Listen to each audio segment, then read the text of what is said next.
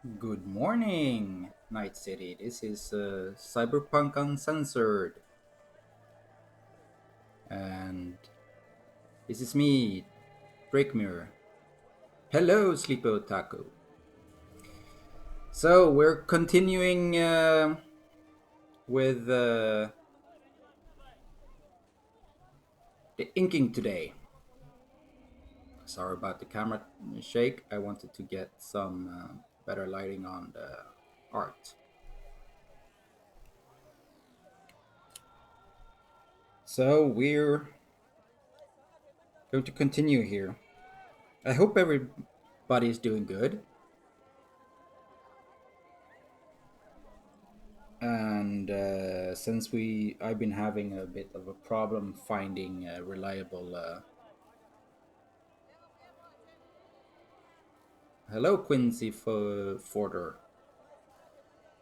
Yeah, show must go on. You're right. Good pun. Since I've been having problems with my copyright, what's supposed to be copyright-free music, I've gone to Sirenscape, and they're a wonderful player for RPG and so on when you do tabletop RPG. So that's why you hear market sounds in the background. I thought that would be quite fitting. So we will continue going on here, getting the inking going. I hope you're doing good, having a good morning, if it's morning where you are, or if you're in Europe, then I hope you are having a good afternoon.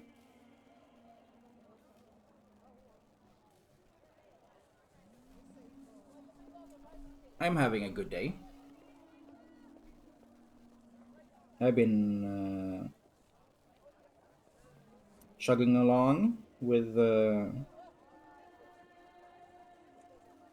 my bachelor's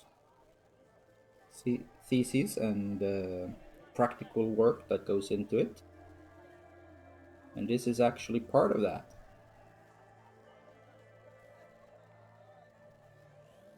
But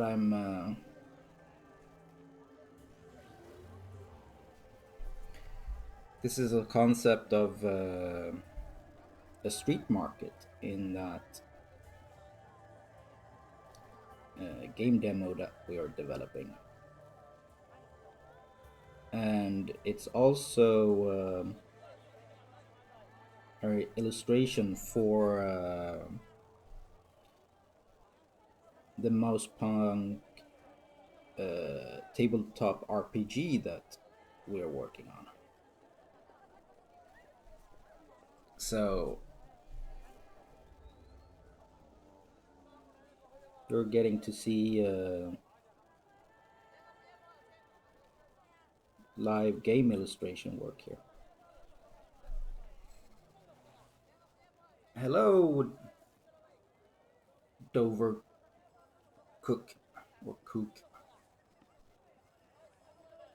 Yeah, Finland is 1 hour ahead of us, and we are 8 hours ahead of Rob. So for Rob and his friends and crew, it's morning.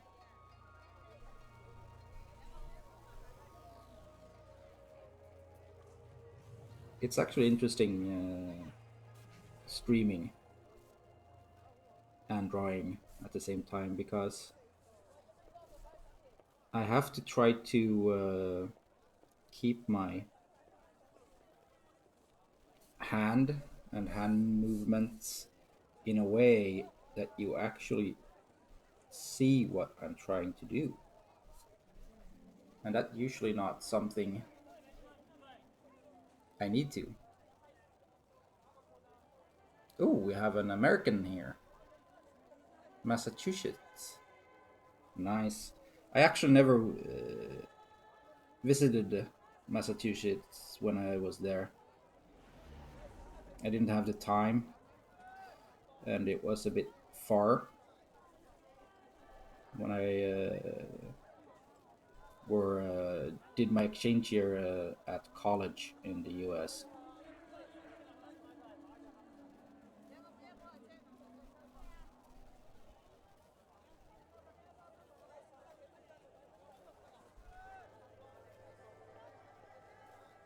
Oh yeah, smoking kills. Killis. Just draw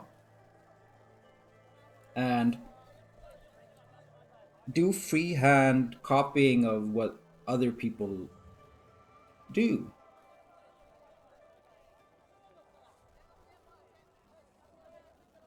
If you see something good that somebody else has drawn, try to make it your own and try to draw it in your own style. That is one tip I have. Of course, you're not supposed don't plagiarize. You don't totally copy straight off and say this is your work. That's plagiarism, and that's not something you do. That is just bad. But if you find images that you feel are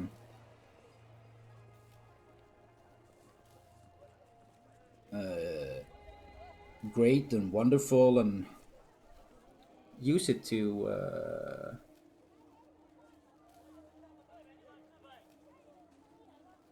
use that to actually train your skill, the hand-eye coordination, the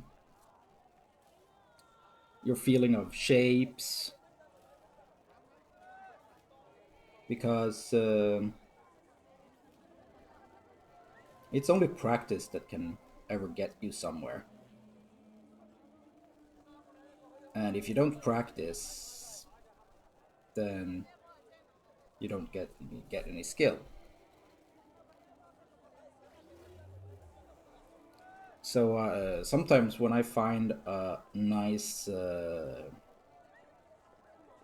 scenery and so on, I do use it as a reference to get the feeling right for that and actually get to know how certain things look and practice doing hands and whatever else you want to draw. Most of us yeah, references are very good, very very good, and there is a lot of good references out there you can use. And mirrors are very good if you want to try to see draw different poses. You can take selfies of yourself doing poses. You have hands. I usually watch my own hands when I try to draw my characters doing different gripping stuff differently, so I know how it feels. And finish your drawings. Don't just give up. Finish drawings. That is something that is very important to do, even if you're not feeling pleased with them. Finish them and be proud that you actually finished a drawing, because every project you finish, even if it doesn't come out as you thought it would, is a project that you actually have done. It's experience you have under your belt. It's something you can go back to look at and something you learn from. So if you end up doing a lot of mistakes, you can look at it and go, this I could have done better. This I could have done better. And I do that all the time with my work. Go through and go, I could have done this better. This is not, this didn't turn out right here.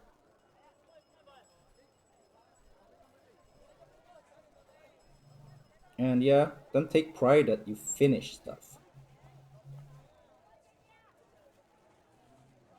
Even if it's not the best work you've done, it's a finished piece of work. It's something you actually put time into, and time equals experience, experience equals skill.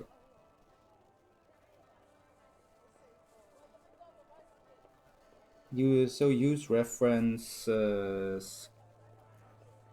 enjoy what you do.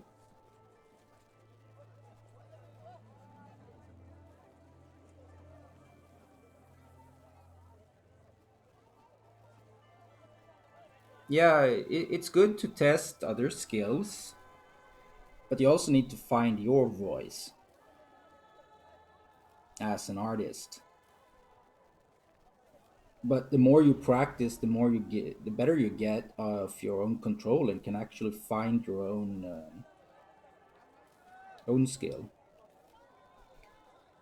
Leonardo da Vinci's disciples actually did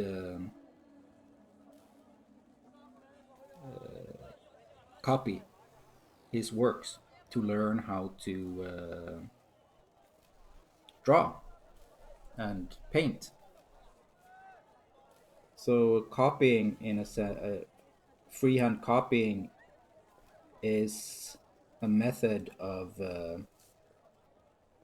teaching. Bob Ross teaches that way. He shows you exactly what to do to get the results that he gets. So he expects you to copy his methods.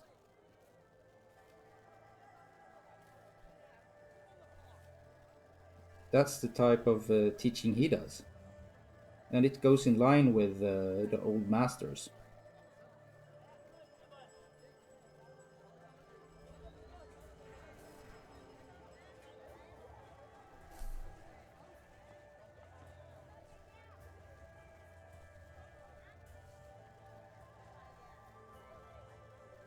And I had big problems with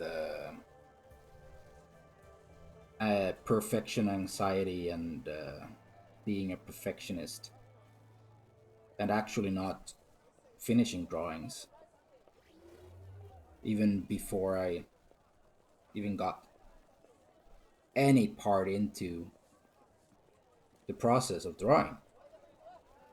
And it was crippling. What I did then was actually to challenge myself to draw purely in ink, totally in ink for a certain amount of time. And I did portraits, as I feel is very, very hard.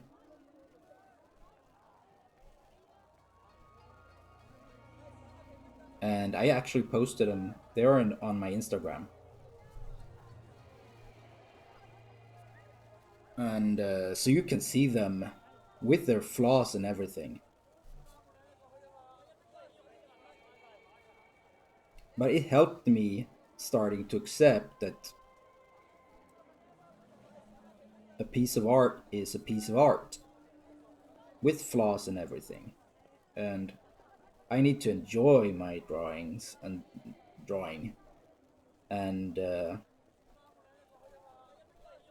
not just fret over how good it is. Because even if it's terrible, it's a piece of art that I actually did. And if I don't draw, I don't create anything and I don't progress.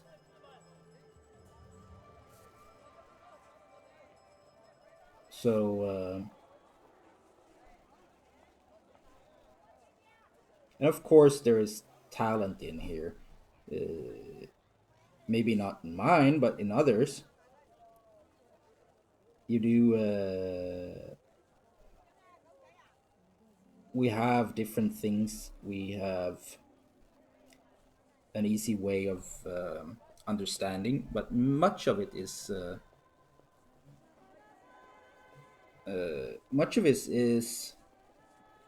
a skill that you get you t- you teach yourself, but you have to have passion and motivation. And now I'm saying motivation, but I don't mean like I have to feel motivated to create. I just have to want to create. And if even if I'm not motivated to do a special type of piece or anything, just sitting down and start drawing will trigger your motivation. I do the same thing when I write my tabletop RPGs and other writing. I sit down and start writing, and I might not have the motivation to get anything good or anything or um or inspiration, but it comes after a while for me if I don't have it at the start. it's it's the brain when you start doing a thing, the brain remembers how you did it the last time and start to get into that mode, and then that's when the inspiration starts coming. So,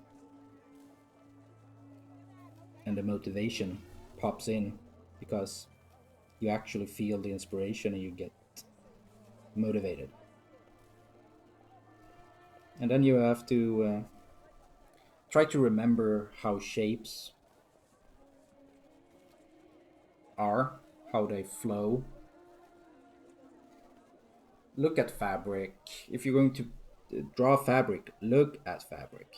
How does fabric flow? How does it curve?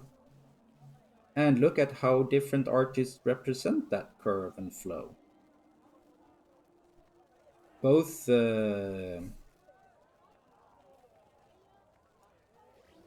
professional great artists that is in museums and your favorite Instagram artist, because they have different ways to interpret and put in that flow with it. And if you need good references, you always have sweaters or t-shirts or linen or anything, a towel you can drape over stuff to get to see the feeling of the how it flows, how it works.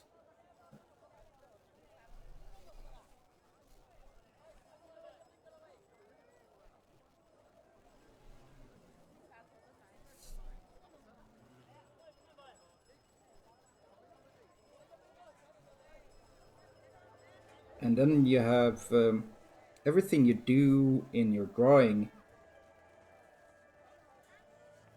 should have a purpose.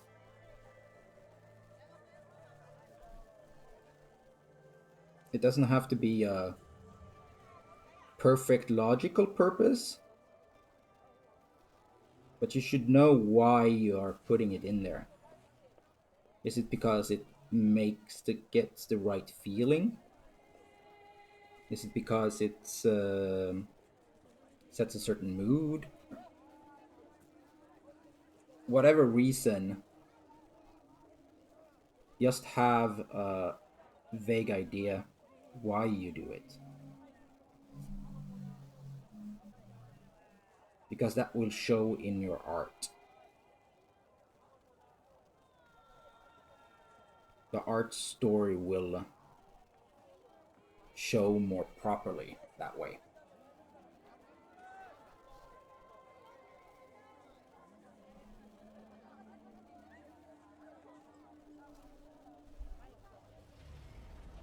We're getting somewhere here. I'm liking it.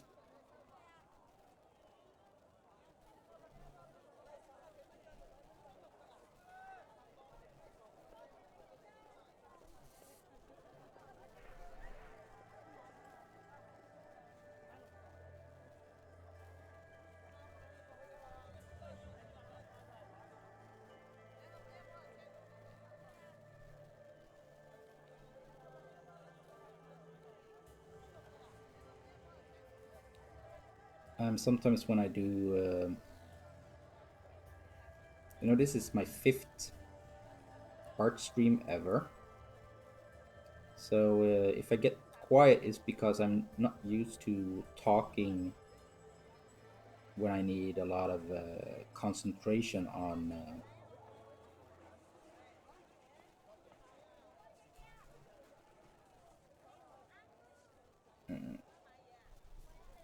screen here. And inking,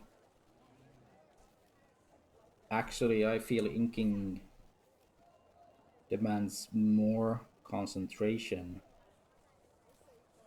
than just the pencil part.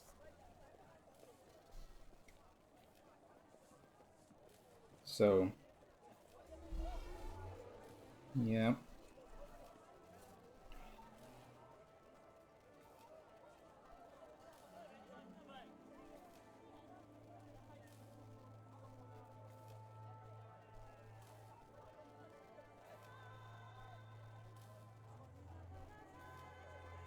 It's also interesting. You might feel this feels like a very good drawing already to you, but to me, it really doesn't become something that I feel is great until I usually get to the shadowing.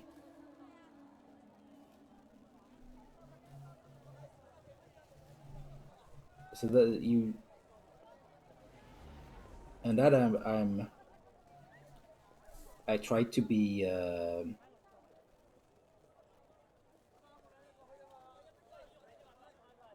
keep in mind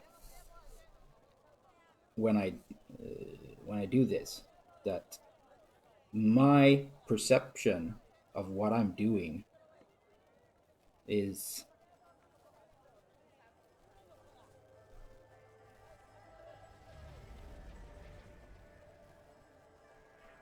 is flavored by my own self perception and my own feeling of self and my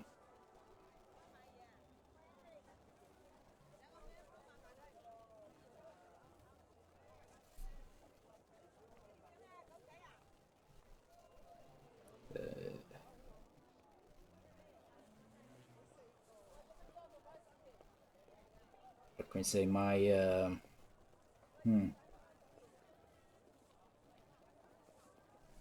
pressures put on myself, my own standards, and they're just my own, and that makes it that I sometimes might get a bit discouraged in the beginning because it really doesn't look like anything I would want it to look like. Then I just have to remember that it's my perception of it at this moment, and that it takes a while until I start to liking what I'm doing. I'm enjoying myself doing it, but I'm not liking my results yet. So that's also something I think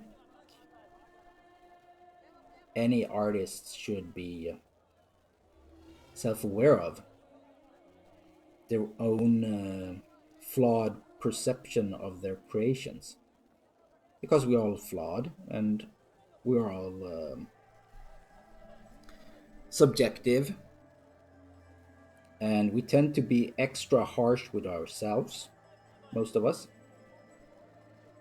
and that shows in how we perceive what we're doing. So when my kids want to draw and they feel like, "Oh, I'm not good, I can't do this, I don't get anywhere, can you do this for me? Can't you draw a pair of good eyes for me," or something like that, I often say no. And I say, my eyes don't get good at the first try. If you don't get it on the right feel, or on the paper where you want it to be, then do it on a separate piece of paper or separate place of the paper, and do it multiple times until you find what you want.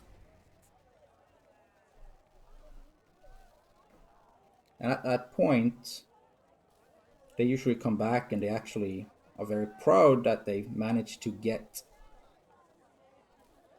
what they wanted to get. It might not be the perfect of what they are, but they tend to be very proud because they actually managed to get past one of their hurdles.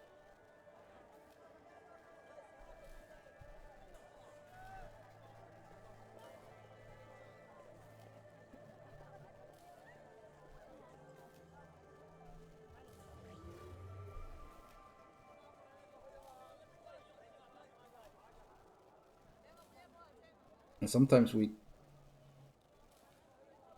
take put too much emphasis on success, and feel like and then we discourage mistakes. But mistakes are how we learn, how we improve. Because that when we do mistakes, that's when we change our methods.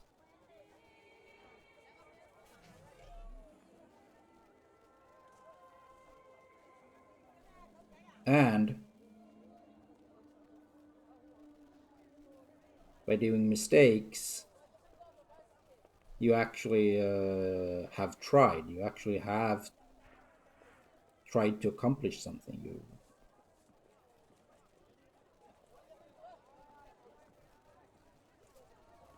And it's only mistakes are most of the time only bad if you don't learn from them. And then you have mistakes that you actually can avoid from the start if you just try to be a bit smart a bit about it. But mistakes are, they're part of life, part of every venture.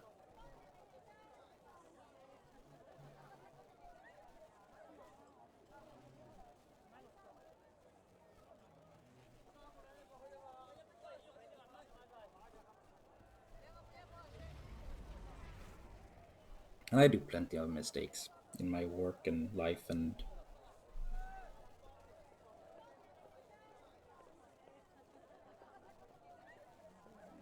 the thing is, most mistakes you can correct.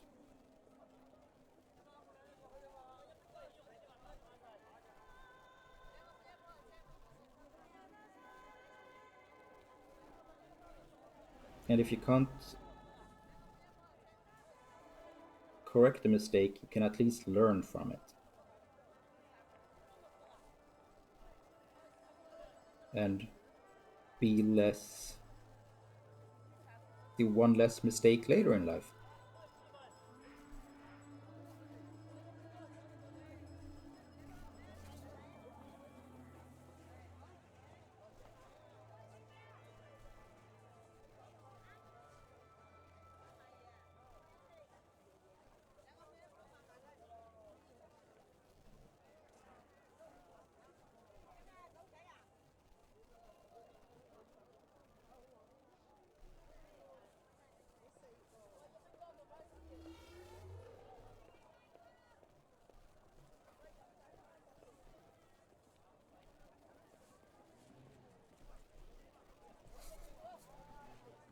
So how are you guys doing today? I hope you're having a good time at work, and I hope different level of lockdowns you have to endure in your respect the, the different countries is actually endurable.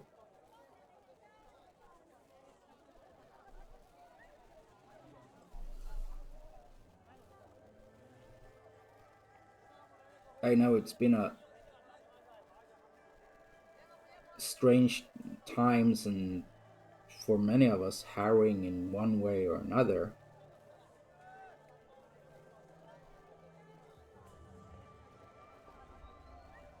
but that's life. That's the world.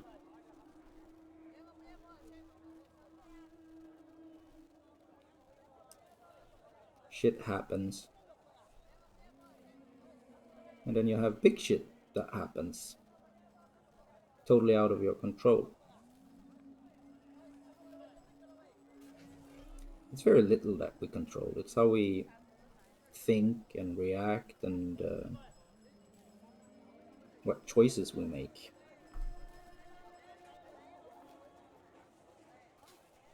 Yeah, Dover. Cook. I'm doing fine. Still having some.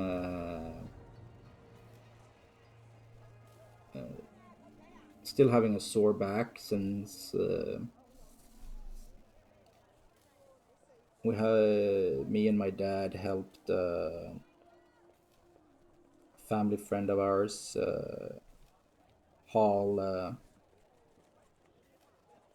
the trimmings we did of apple tree to the recycling center. It was quite heavy work, and I still have a sore back from that. But otherwise, I'm doing as good as usual.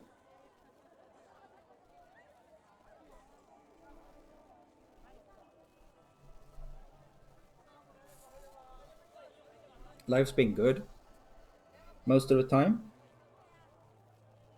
and some parts of it is because I don't give up fighting for having a good day. I do have a bad day, and I let myself have a bad day, but also I see it to it that I enjoy my day.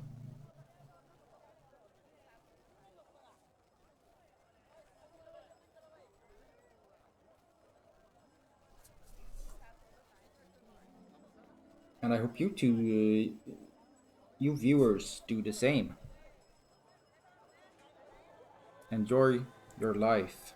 It's yours.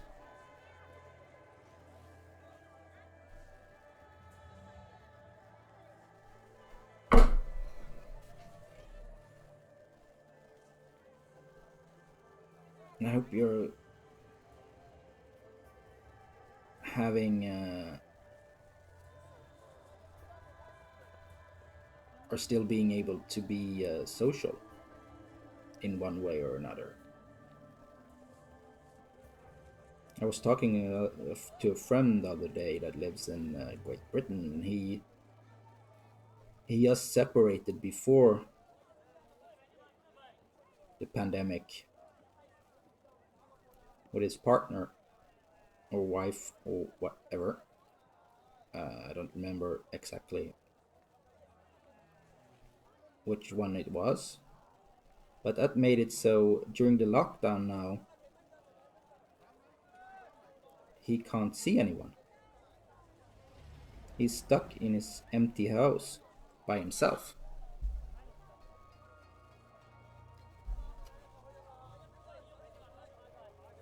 and that is a sucky situation. But he is such a great person. He does the best he can and try to enjoy himself as much as he can.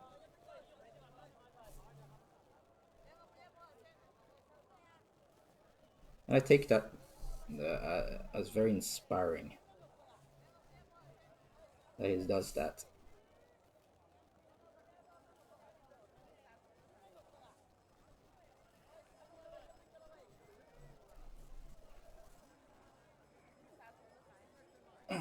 I need to stretch a bit.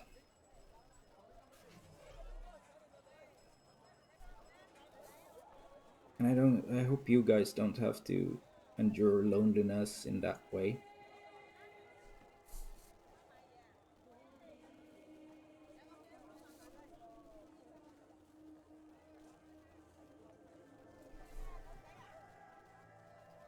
But sometimes the world is very lonely, or feels like it anyway.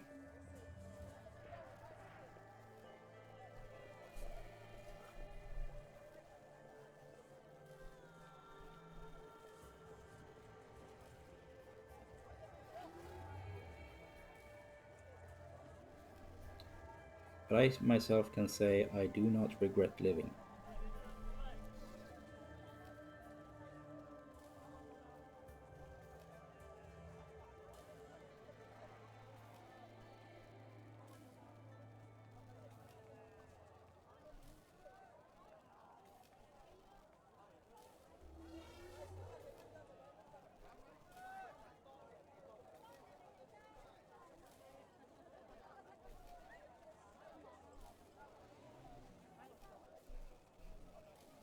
I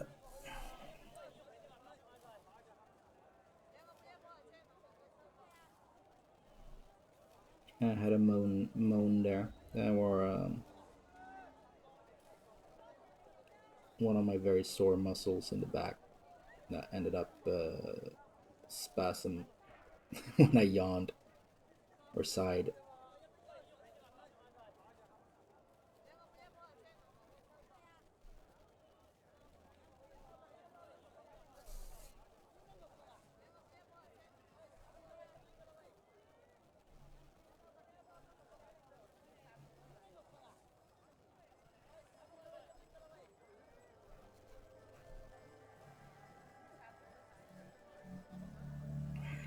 Yeah, we're getting the Ripper Doc's clinic stand in order here by inking in the eyes. And yeah, I think it looks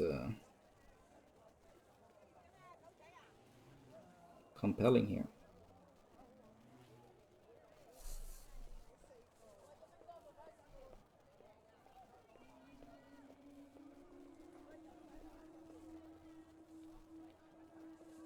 And another tip I can tell you while drawing is that the absence of things actually also tells a story. So don't be afraid of leaving space empty.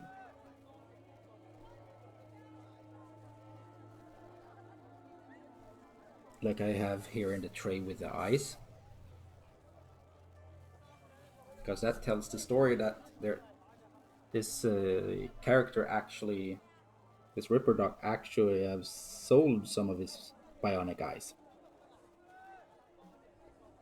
They are not fully stocked up.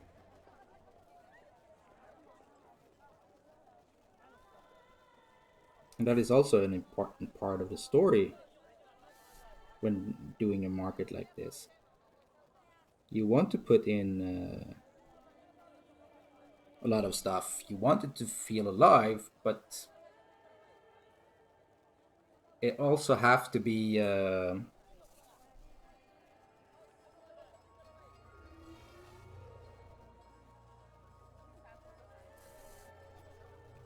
things sell, and at things sell, the stock lowers. So if it's not just right in the start of the day, this probably some of the stuff that's been on here uh, on the displays have sold out, and maybe they don't get stock refilled often with certain things. So you you should never be afraid to leave space untouched,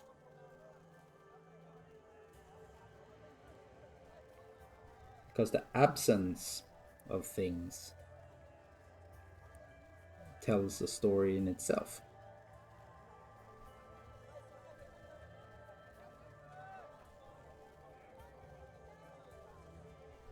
It's not just what you can see in the image, it's what's missing in the image that also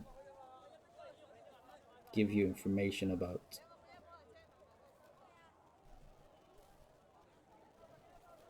the story of the image.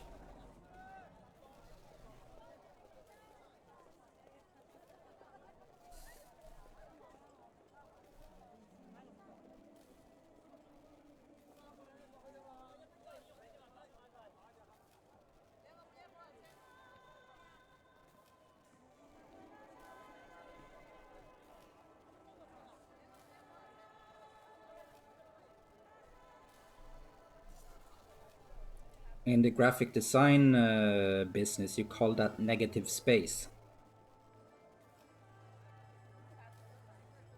And the negative space is a complement to the space that you have filled with information. And depending on what you're trying to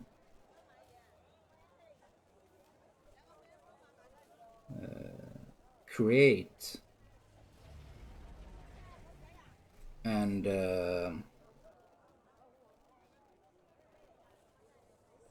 story you want to tell to the end user has to reflect that. So the negative space is also important. Like if I leave the ground here without anything in it, it will be you will see this market as a very clean place. But if I now later put in a lot of garbage in like papers or stuff like that, it looks like more, maybe more slummy, more like somewhere where you did where people don't give as much about what they drop, and so that's creates something you have to remember, that the space that isn't filled also is part of your story.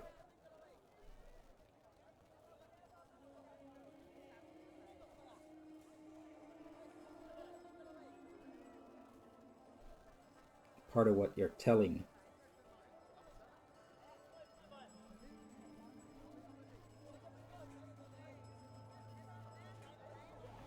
It's not just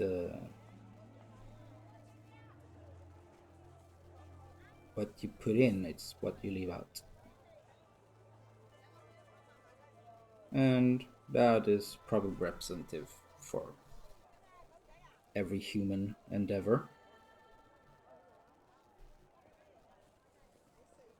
Every decision is part of a decision network, and not doing something is also part of it in one way or another.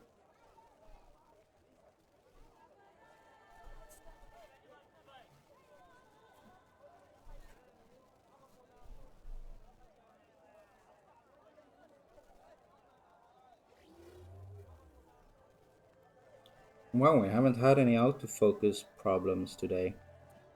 I had to put it back in autofocus because it started. To free some processing power. I restarted my computer before I streamed, and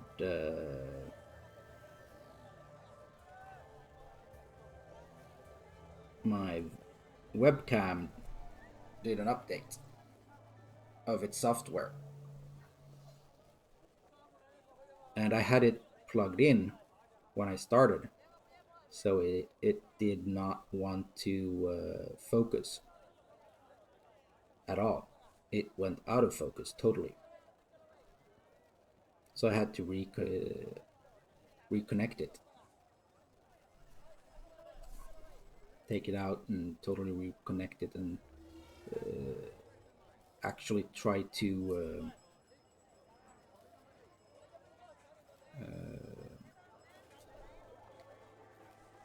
recalibrate it.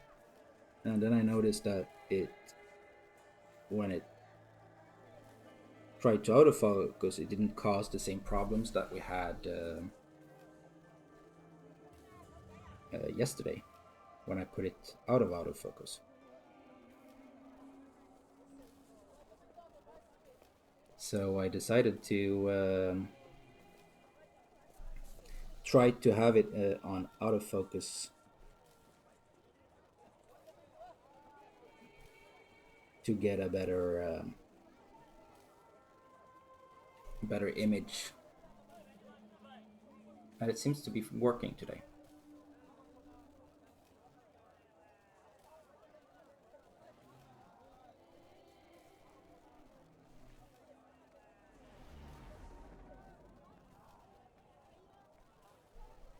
Let's put on a different feel of the market here, the sound background.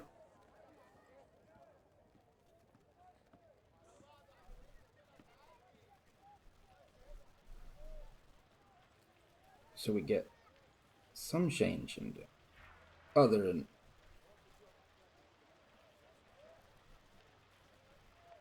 the sound of my voice.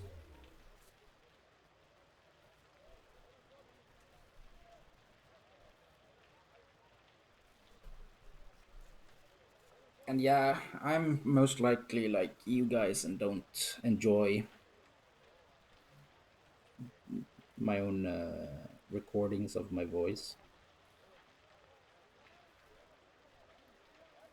But that is how it goes for most of us.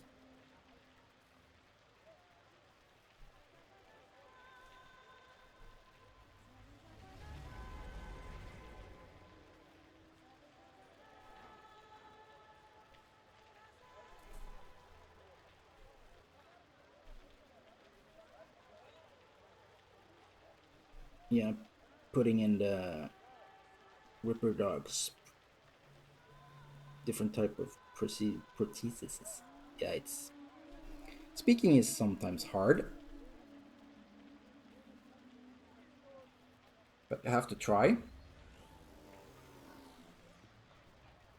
Otherwise, this would be quite a boring stream, I would think, if I didn't talk. Because you usually want to have some sort of speaking in your when you listen, you watch a stream. Otherwise, you can always mute if you just want to watch.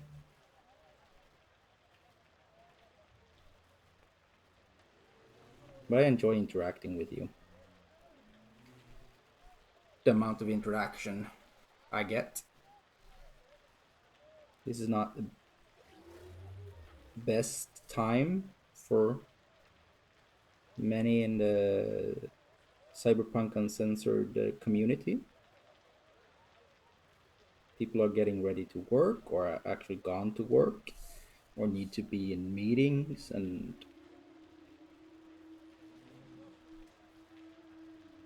that makes it so they're not always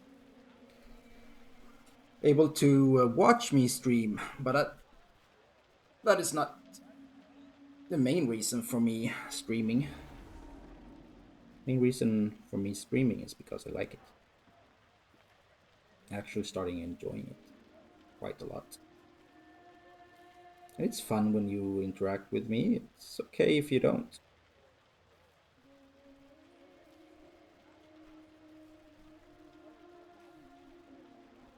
Just knowing that some people want to be online watching is thank you enough for me, I would say. And I like helping out the the Cyberpunk Uncensored brand.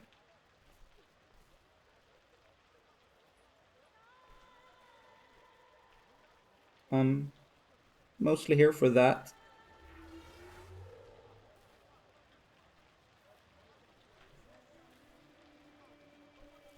And since I need to be drawing for school,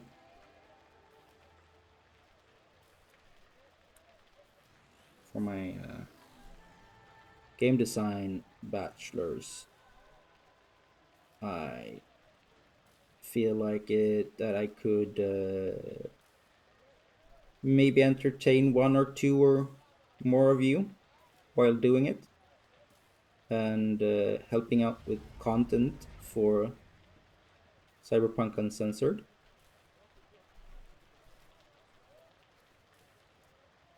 And as you probably already know, we do more than art streams on this channel. Rob, the channel owner,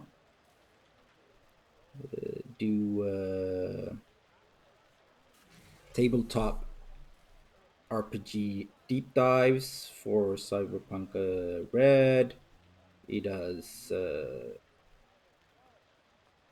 GMing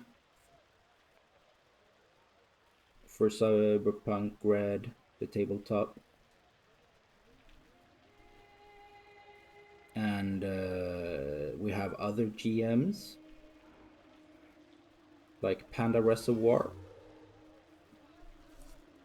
showing on the channel. And if you want to see where they are in their campaigns, we upload, or Rob uploads all the archived videos to YouTube, Cyberpunk Uncensored, even there. So you can actually catch up if you want to watch one of the RPG streams.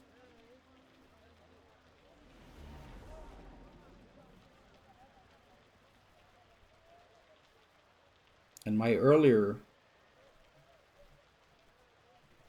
VODs are there too, in one shape or another, depending on the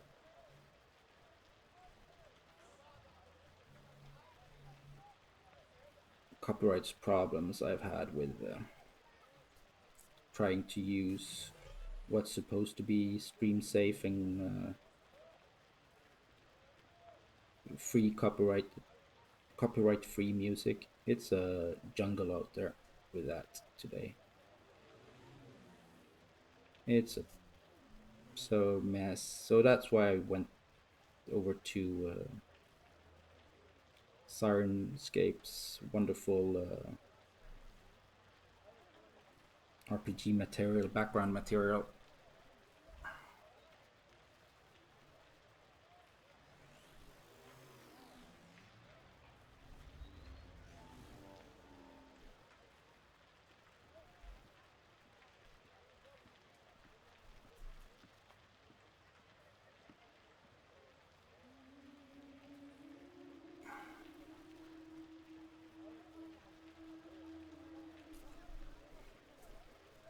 So we have the drone gotten in there. Almost. That will be nice. Getting that in there.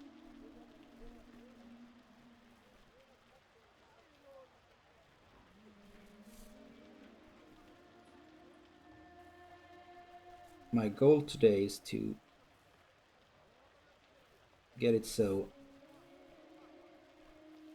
we might be able to start coloring next stream. So we get it finished soon.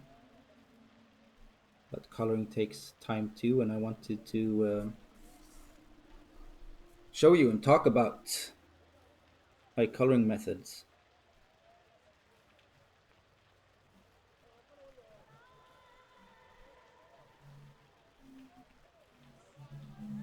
At the moment, I'm just doing the line art here, so there is not much information put in to the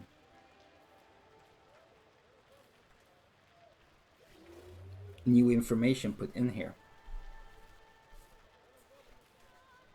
in the image. I'm adding some more detail work while inking, but when this basic part of the inking is done, the line art, I will go in and put in details, shadowing, and more details, and we will also get to put in details on the ground and so on that I didn't see as um, necessary just yet.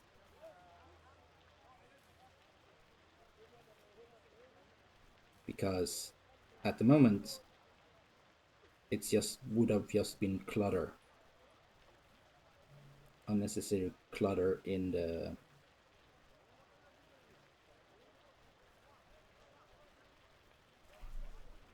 image,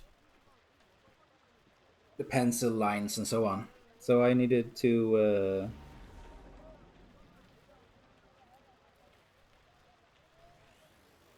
put in the main lines and erase the pencil parts to because some of the old pencil parts here is already almost faded beyond recognition. So I need to get that part out of the way.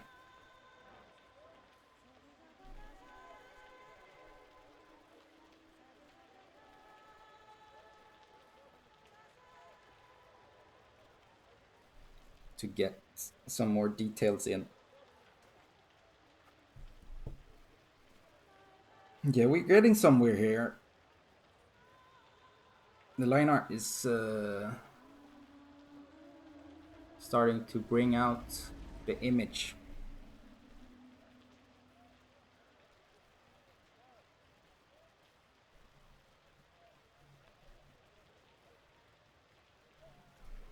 It's so easy to fall back on not speaking while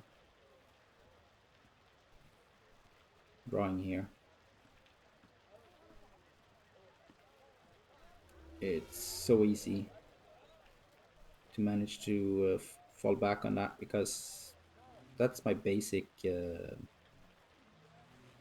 mode when I draw. I sit quietly drawing for by myself.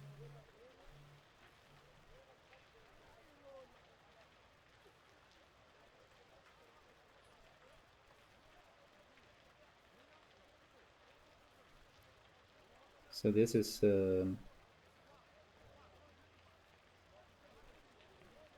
quite necessary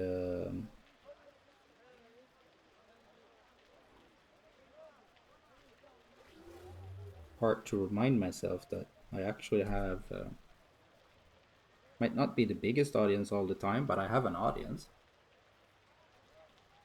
or will have an audience maybe on YouTube. Who knows? So now we're putting in the line art on the police here. Is heavy safety armored police.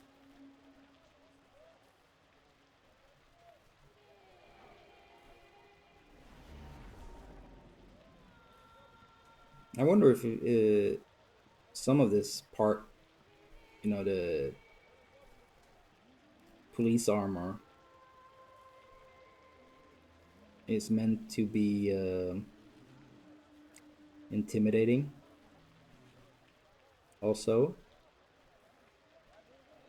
it's protective and bulky, but wonder if it's not yet also part of the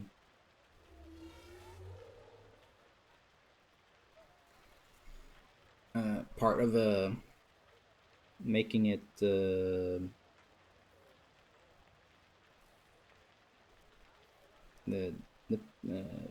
police officers to look more intimidating. I'm talking about in real life, because these images here is based in some sense on how real life police armor looks, tactical safety armor.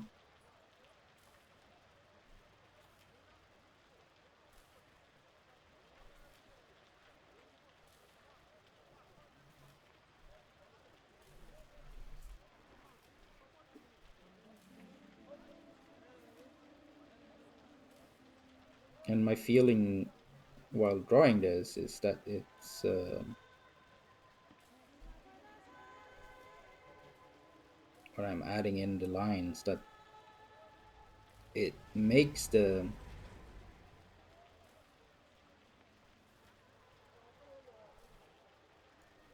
my lining here, it might be, but what I remember looking at TV shows and news coverage where they have this type of armor on, that it's the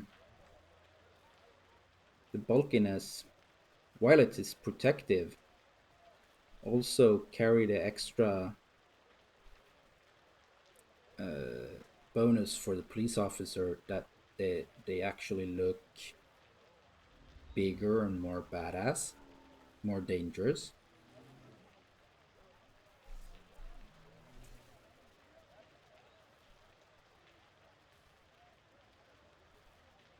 And that might be part of this design.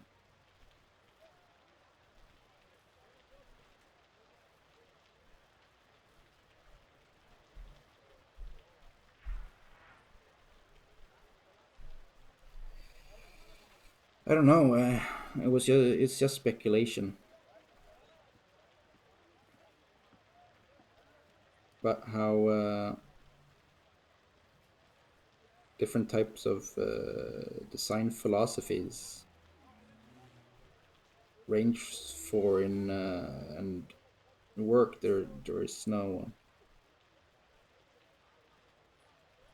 most of the things that you see actually have an intent, and where they trade off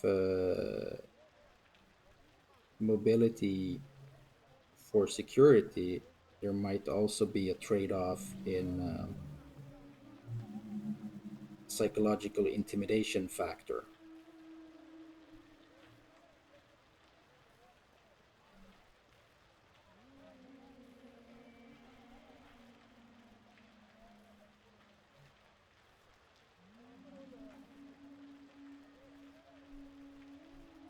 And I'm talking design here, not politics.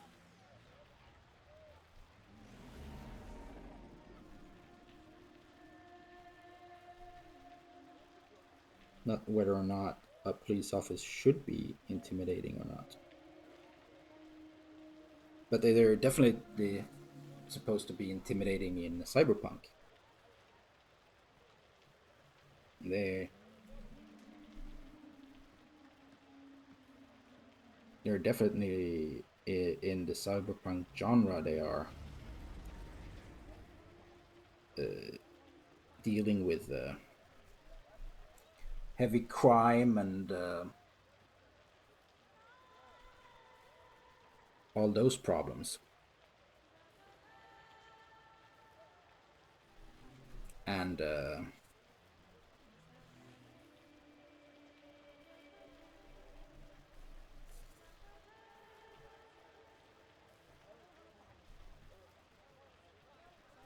and a lot of weaponry, like we see here. They're selling weaponry at this place. So the if you're going to patrol here, you need to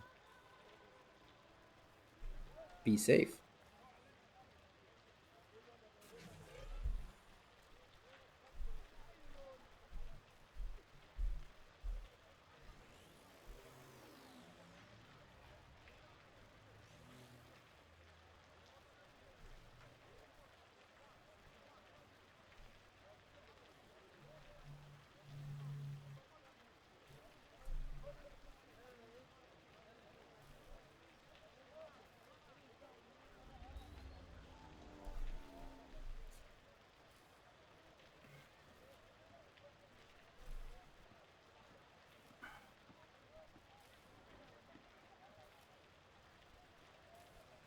So, are you looking forward to the weekend?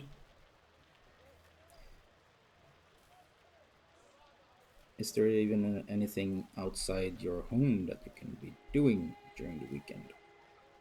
Some of the places are getting a lot more vaccinated, so maybe there are people out there that can do anything, do more stuff than just be out and about in nature.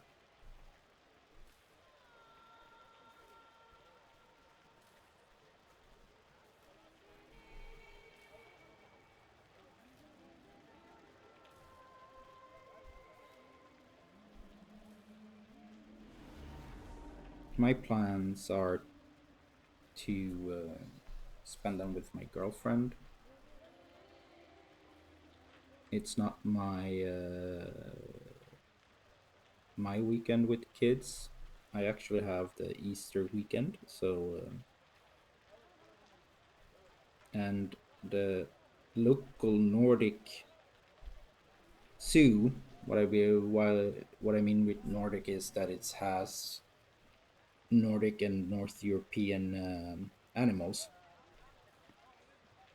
Opens is open now actually, but you have to pre-book your tickets, and we will be going there on Easter, Easter weekend, and that will be fun. We've been there a lot of time. We have season passes there, me and my parents and my kids.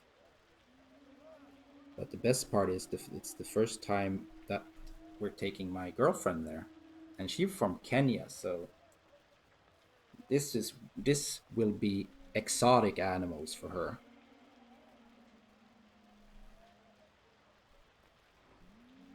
which I understand, but also feel it's a bit funny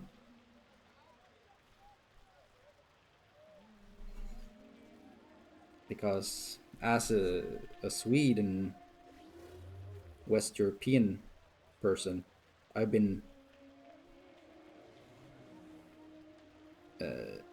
westernized in a sense that for me, African animals are exotic, or Asian animals, or so on.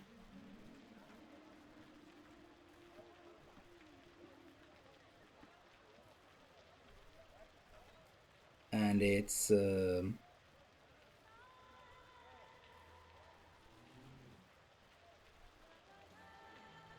these animals that we have in this is are in this zoo, and it's an outside zoo, is local for here, and we can actually, most of them, we can actually find and see nature, and some of them I actually have seen in nature by themselves. So I just tend to reflect how different it is that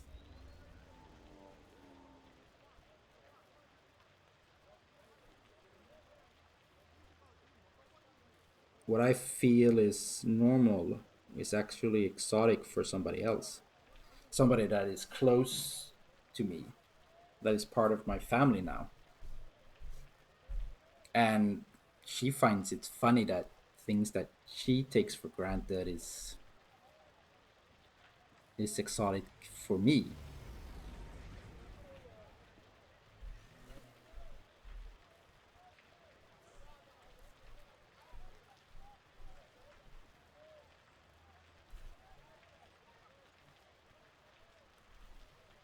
And I don't know, but I think we sometimes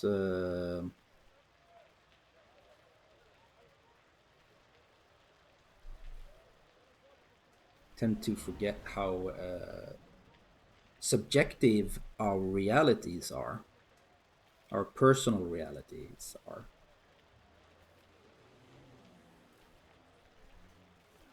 And we don't know what somebody else's reality is sometimes. And it takes, sometimes we have to reflect over maybe that their reality might not actually be yours.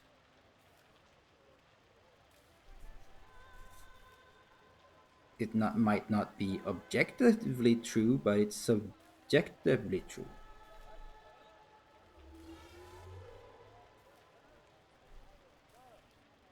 And there is a difference. And there's also a difference in seeing that when you actually then need to interact with that person.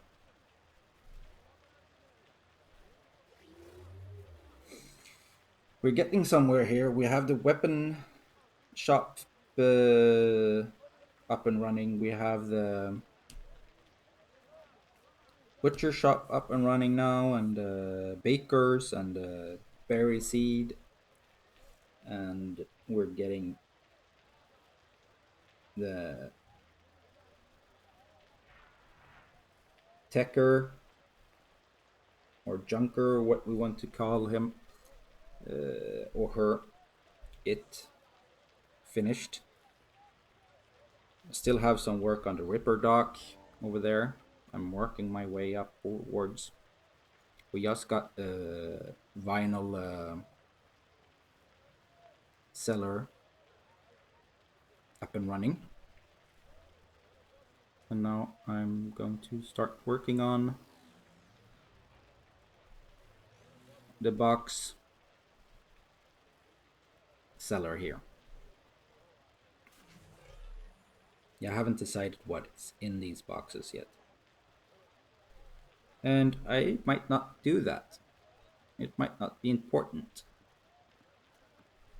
to continue the story here that we're creating.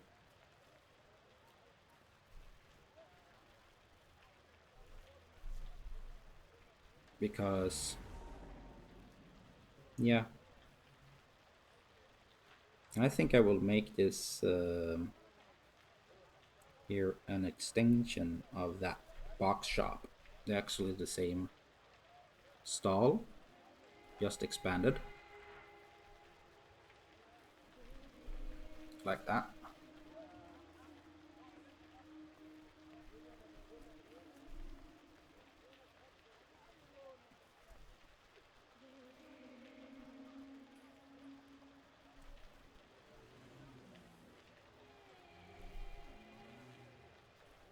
There we go. We're getting somewhere.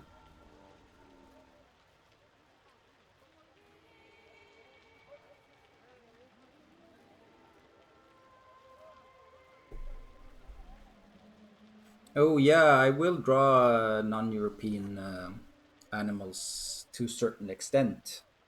This is for a project I call Mousepunk, and uh, I did African passerine birds in another drawing that I did for a charity stream where the money went to save the children, where I donated the image to that was then put in a raffle, and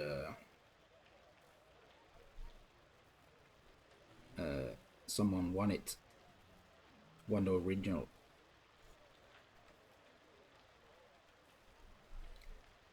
And we have gerbils. They are actually non.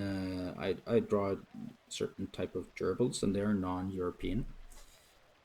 I haven't gone into what I classify as the most exotic animals as of yet.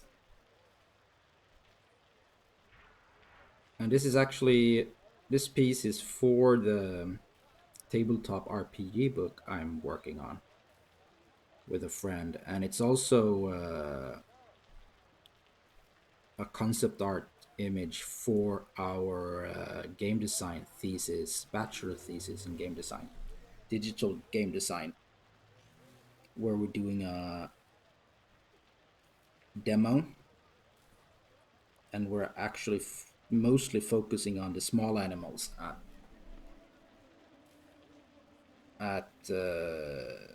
in that demo. But our RPG book is actually focuses on different sizes of animals. But yeah, it's mostly been European animals as of yet. But I am expanding myself outwards slowly.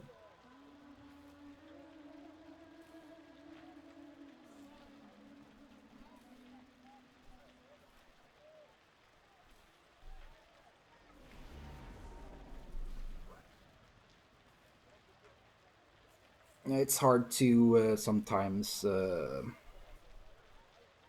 you, I do get stuck in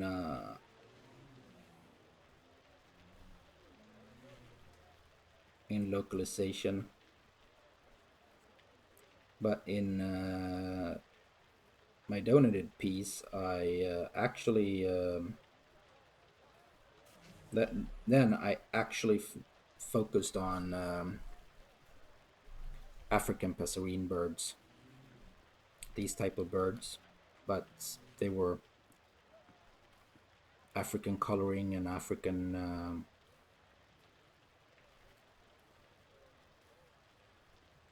yeah the sizes and shapes.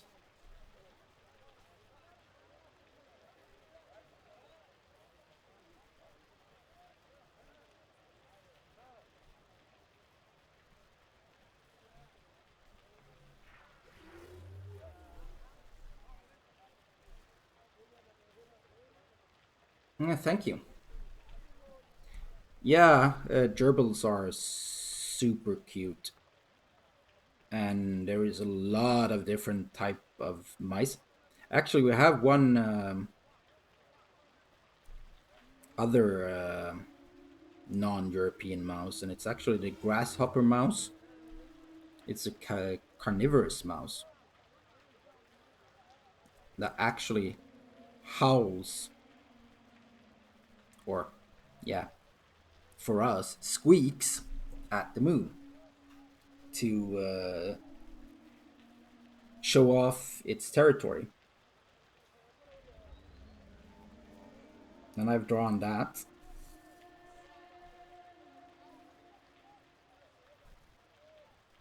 you can see the pieces, my pieces on my Instagram,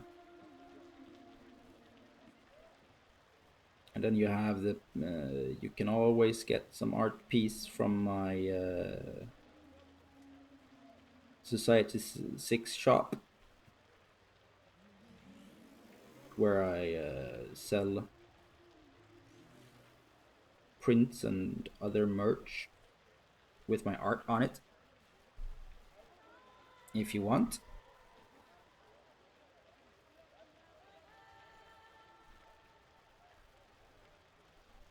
But that's only if you want to. I just enjoy drawing mostly.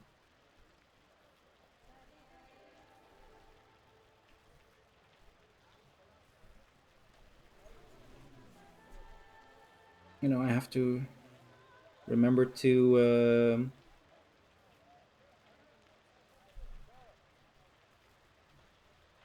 do some marketing for myself. But I should also market this channel. It's not just art here. Uh, Cyberpunk Uncensored is a community on Facebook and Discord too, and it's for all things cyberpunk. And many of us actually play the tabletop RPG game Cyberpunk Red that just came out, and even 2020 Cyberpunk 2020. And of course, many of us have played Cyberpunk 77. And I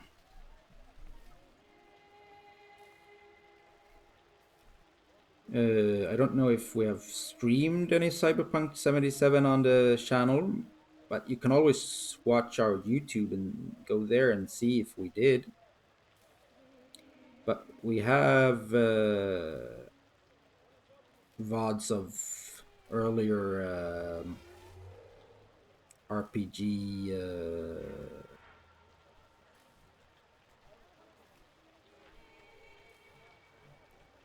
sessions, depending on the campaign.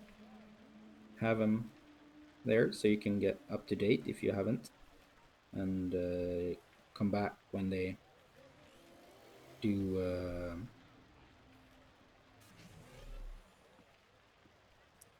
stream tabletop RPGs. And Rob, the channel owner, do Cyberpunk Red deep dives, where you can get to learn the different roles and rules of the game, so you can be part and play that game also with your friends. So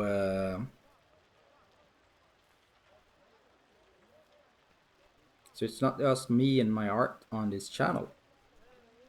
There is a lot of other content. We are a community, and I know that Reservoir Panda, uh, RPG game master, and I played with him not as him as a game master, but him as a player, Cyberpunk Red, and he's a fun guy. So and he streams Sundays. You can check it out on our schedule. And then we have a Facebook community, which I hope, if you like Cyberpunk, you should join. We're named Cyberpunk Uncensored there too.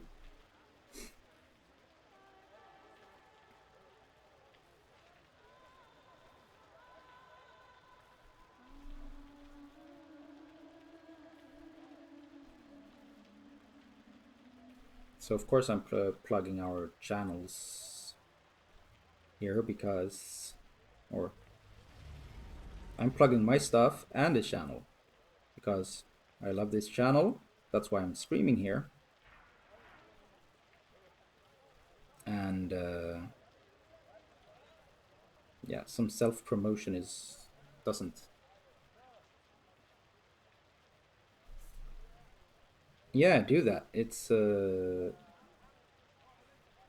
I enjoy watching the different RPG sessions, and it's good that they upload it to YouTube. So if you missed, you can always catch up and be there when they stream later to and be up to speed.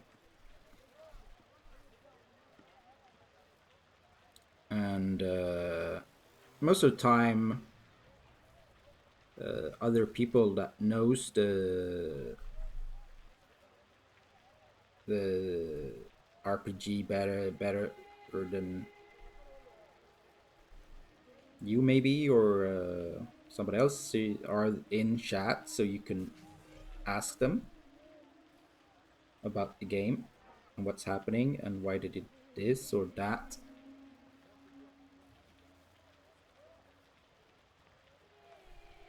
And it's a really nice community here on especially on Facebook.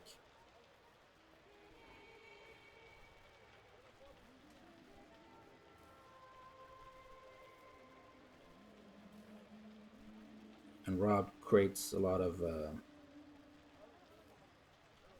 content and uh,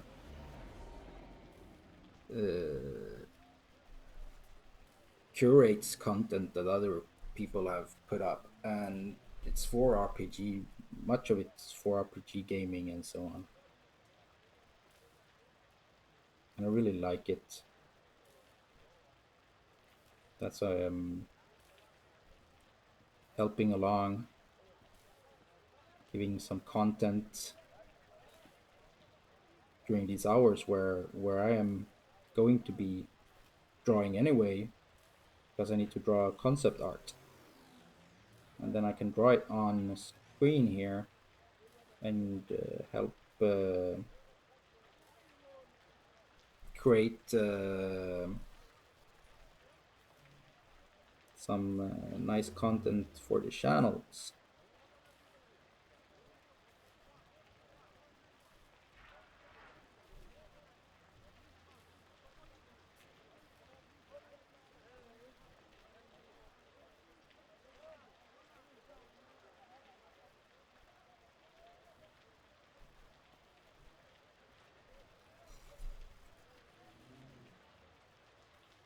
Yeah, I think we'll be finished inking this today,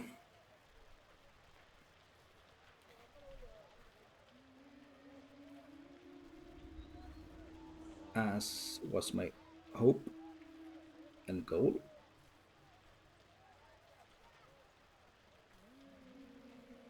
There is still some detail working and so on to do, so there's still a lot of stuff to put in here in the inking process, but we're at least getting finished with the line art. So,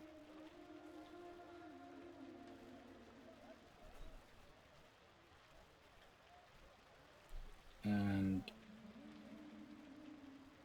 finished in line art tends to, I feel, be one of the more crucial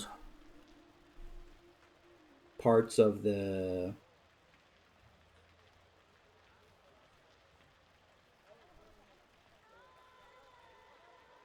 work with the image.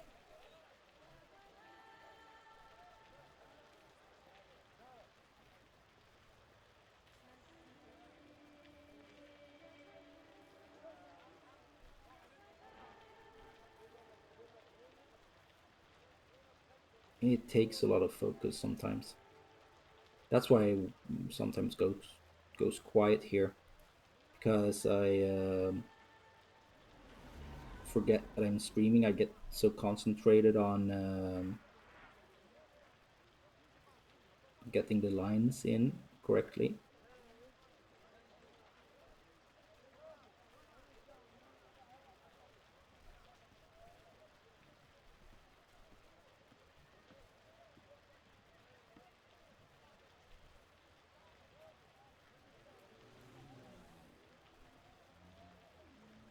And that is actually often quite important to get the lines. There is always ways to correct it, of course, but if you can avoid have to correcting things, then that's best part, I would say. Yeah,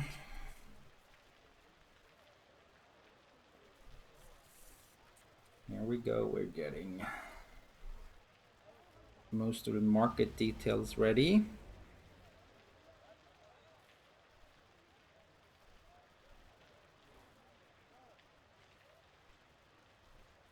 I'm wanting this to be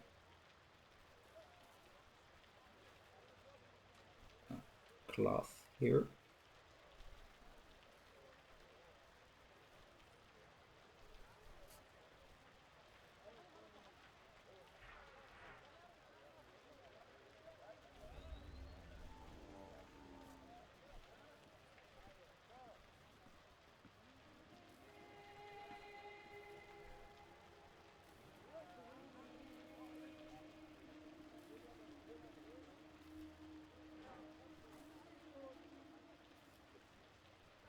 I have to remember to speak sometime.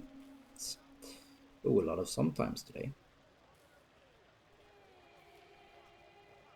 Yeah, that happens to us all, I think.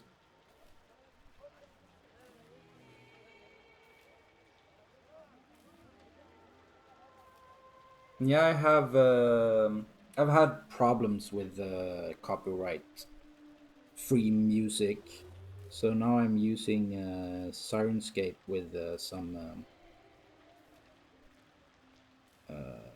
It's a very good RPG tool for creating ambience, and I'm actually using marketplace sounds.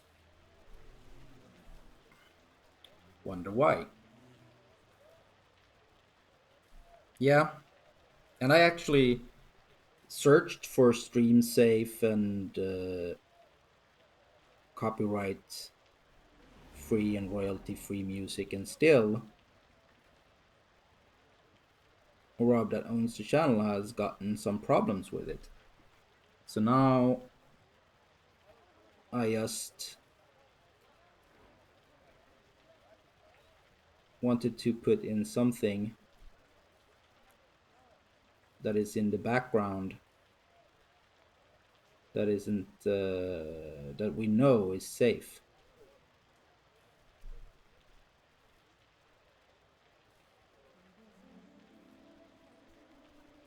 and then I have to maybe find something more appropriate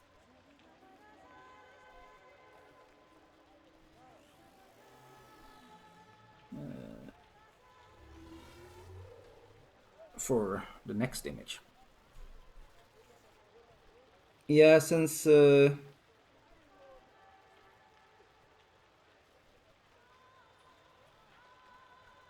it's been, I can understand that they want to artist needs and wants to protect themselves,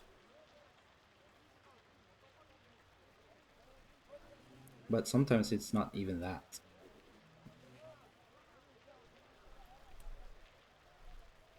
And I'm not angry that somebody wanted to protect their I'm just frustrated that it's so hard to find reliable sources.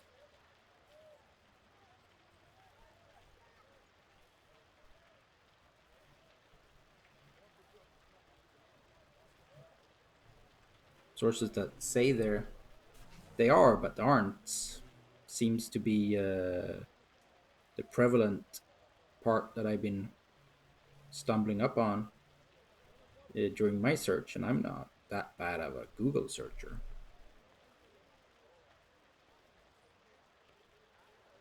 So can just wonder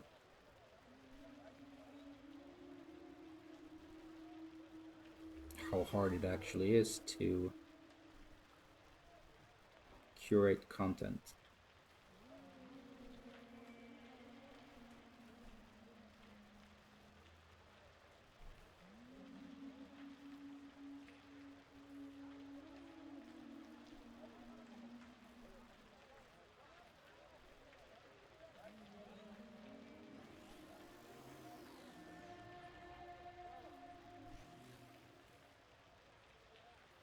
The worst part, some of the, I don't say that it's on my claims here that I've managed to incur on my own, uh, are so, but they actually seems to be some claims that is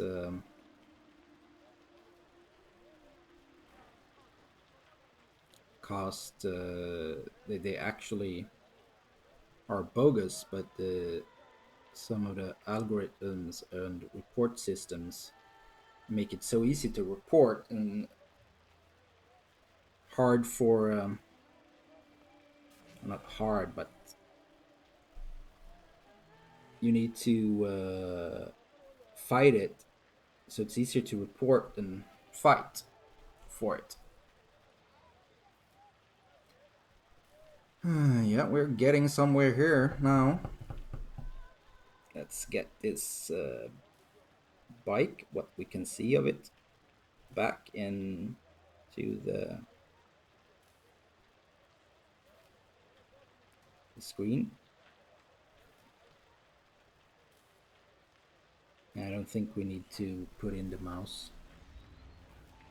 That was supposed to be there.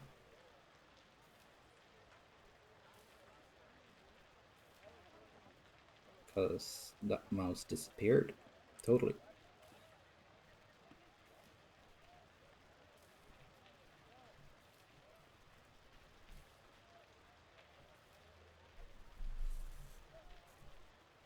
There we go. We are having that bike back.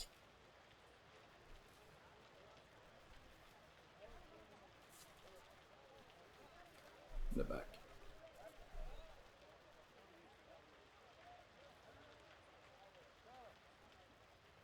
Yeah, I might do that. Take you up on that offer. Yeah. Let's put in the most important parts of the background that I already, the parts I already decided what they're going to look like.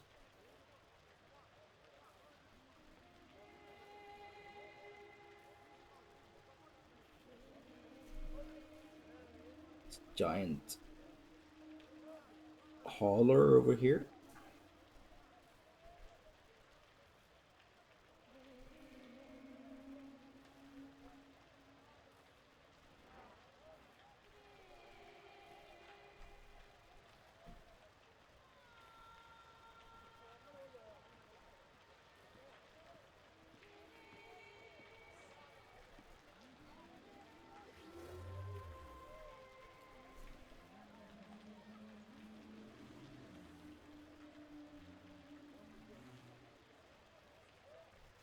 There we go.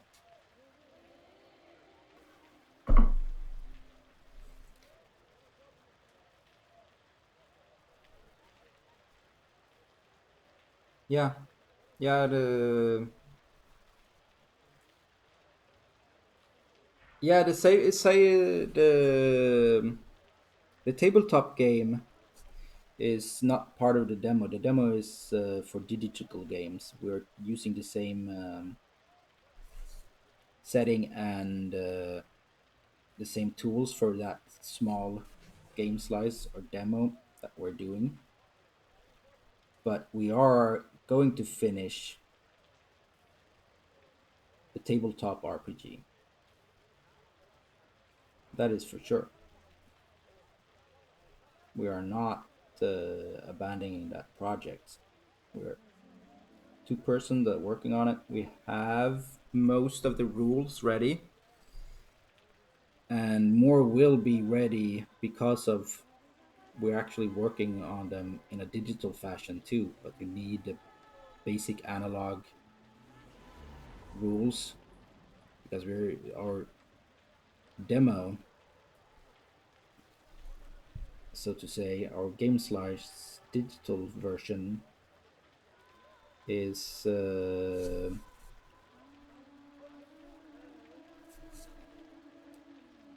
made as a CRPG with a basis in the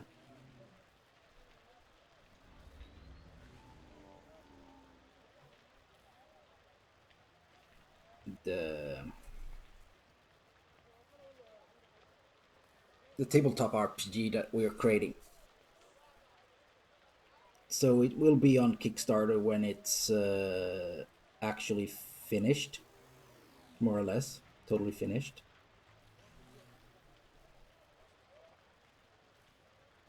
Because we didn't want to.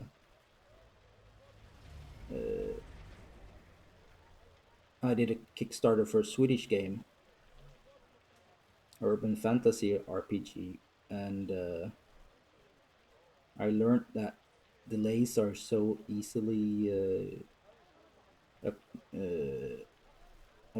occurred. They occur so easily that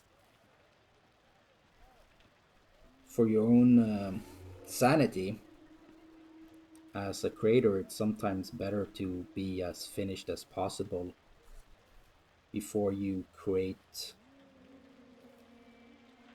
the crowdfunding project. So you can just more or less send the base stuff to print and then get the the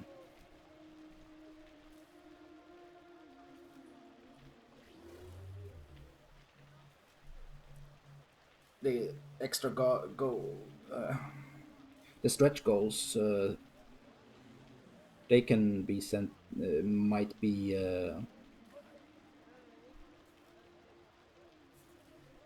have their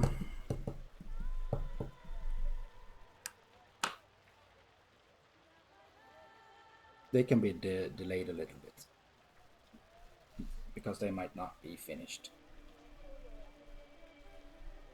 Let's start getting rid of some of the pencil parts so we can start getting in the shadowing and details. This will cause the camera to shake. I will try to be as stable as possible during doing this and try to be avoid being violent.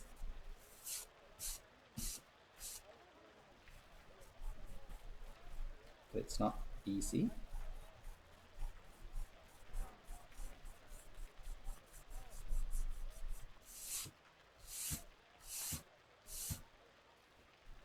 When I have planned images done, this one was I only had the concept of it that it was supposed to be in market, but when it's sometimes planned, in advance what's going to be in it, more or less. Maybe not exactly how it's going to look, but more or less put in what's supposed to be in it, or so on. I do ink certain parts before I do. I might ink the main characters before I do the background, just so to remove the risk of creating smudging and so on. But here, the whole image were, except from the theme, were generated during the drawing process,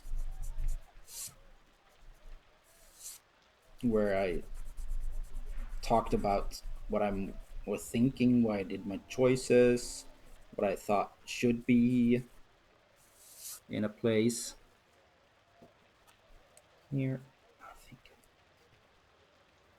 this one there, and see to it that this wheel gets some love.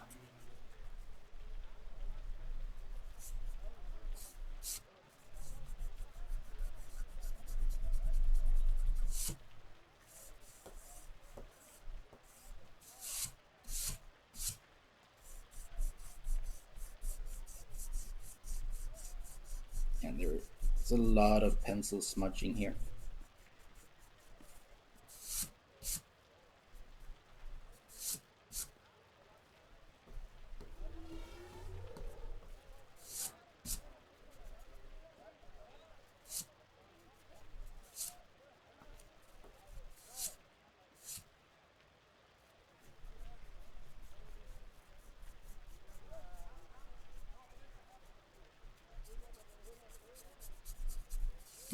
This way I will thank you. Yeah, I actually enjoy my own art. I will not lie there. I have problems with my art during the process where I actually feel like it's not good enough. But when it starts coming to the end of the process, like now, and after the coloring process, yeah, I enjoy my art quite well by then. Uh, but I appreciate that you like it. Here we go. I think I got most of the annoying pencil crap out. That's also one of the reasons I tend to ink in when I do larger images. Tend to ink when I know what I'm doing. Tend to ink it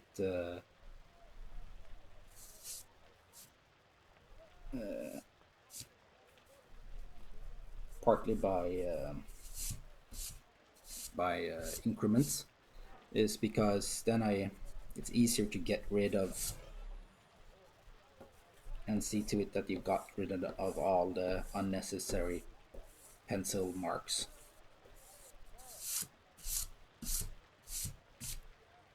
because they will be in the way sometimes. Now let's first start to do some. Let's do some. The image is still looking good. Yeah, it is. Yeah, we have there are some, and when I do shadowing, I use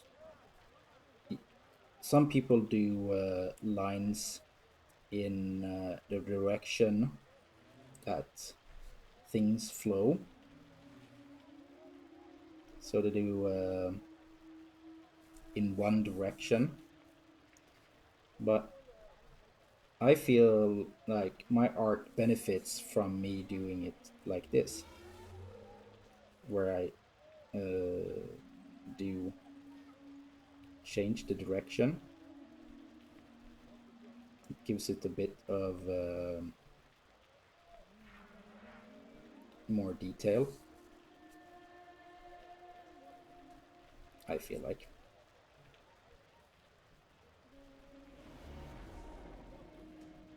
So that's why I do it this way and not the same way as other artists do. I know other artists do this too, but you got the ones that do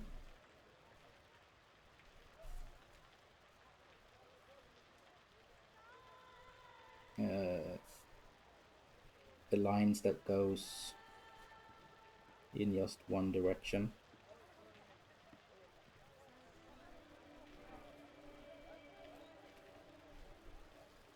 I just feel that this gives so much more texture to the image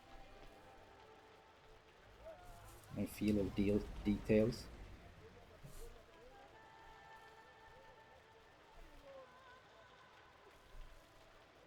And when you do shadowing, you have to think of what part, what the part is doing, and where the shadow comes from. And if you don't know how the shadows go,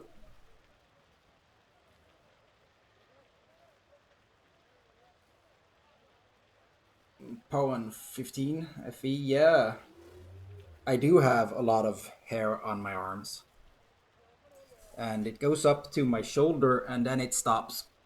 So I have hair sleeves, but then I don't have much hair. I don't have that much. I don't have almost any hair on my chest or so on. And then it starts down under the waist, and I get hair pants. But yeah, that's how I was created.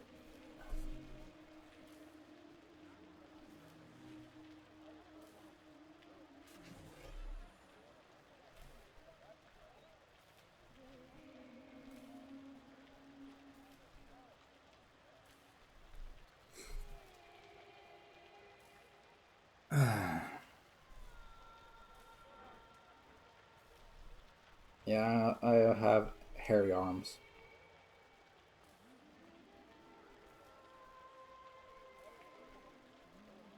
and feet.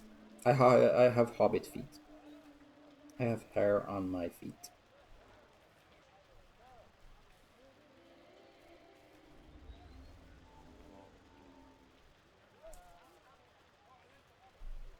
Yeah, in a image this large, there is a lot of this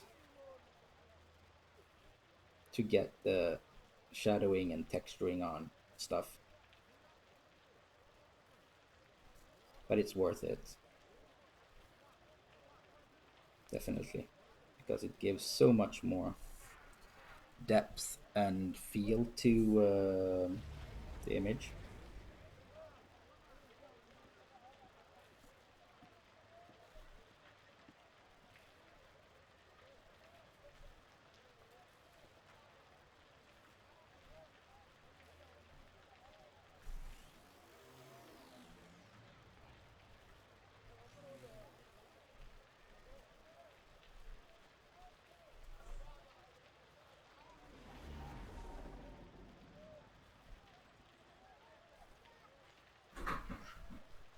Oh, my girlfriend came home. She's been out shopping.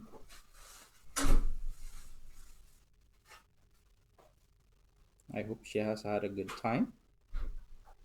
Yes, she has. There you could hear her wonderful voice, most likely.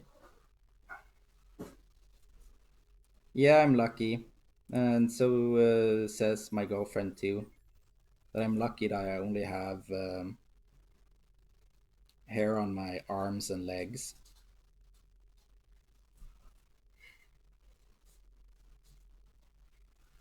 I have to tell her that one of the viewers commented that I had more hair on my arms than he has on his head. Oh my god. So I ended up telling the viewers about where I have hair and where I don't have hair, and how it's interesting where I've gotten it and where I don't. And my girlfriend loves that I don't have any chest hair.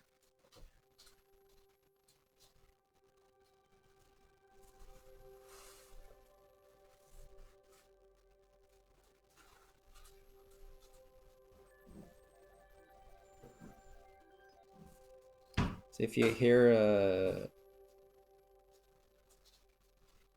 drawers and so on open and close, it's her unpacking.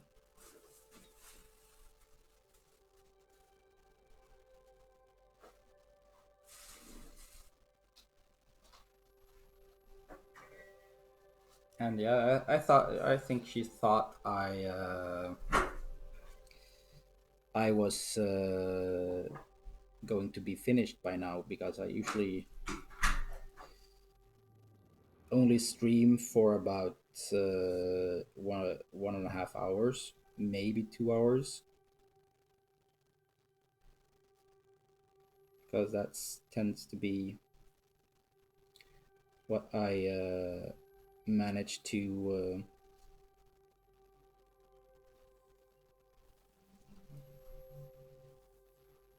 do before I get a bit too tired.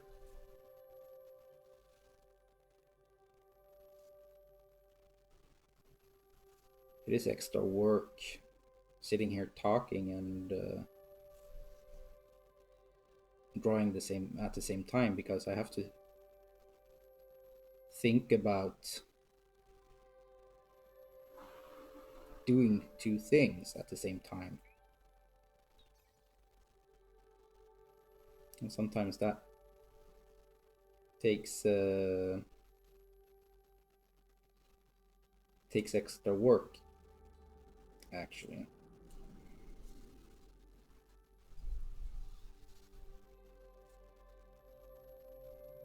And you see how the texture grows in the with the shadowing. That's why I love doing it. I love this type of shading in my images, because it gives extra life to it.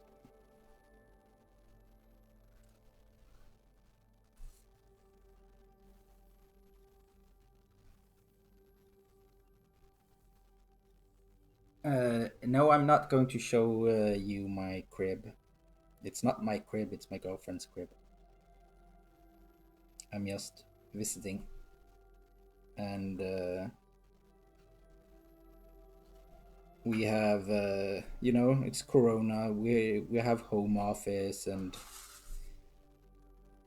there's a lot of stuff everywhere, even if there is actually not that much stuff here. But the kitchen table is full of my computer stuff and the streaming stuff.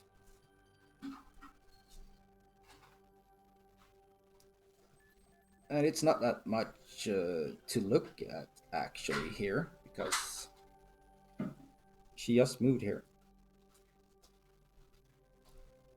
So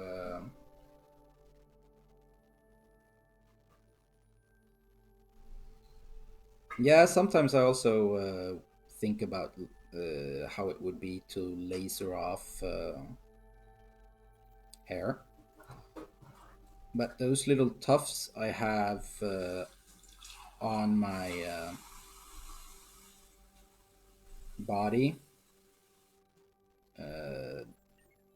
they look strange because there are just a very few patches.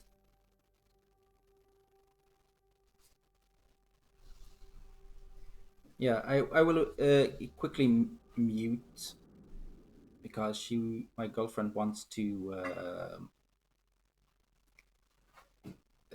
microwave some coffee.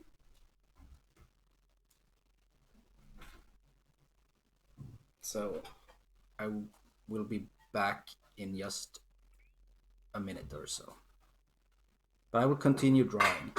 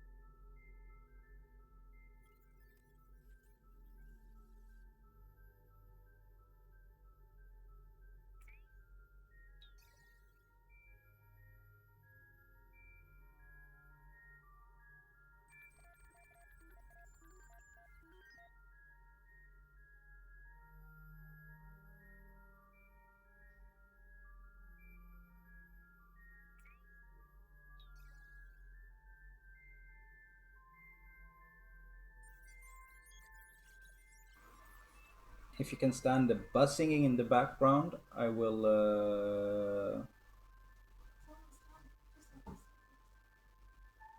You can. I will be talking a bit again.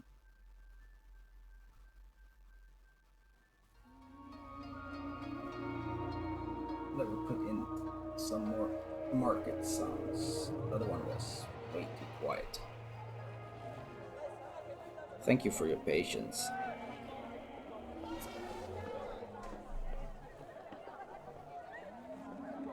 And the microwave is still. There you go. It's pinged, and she will finally get some belated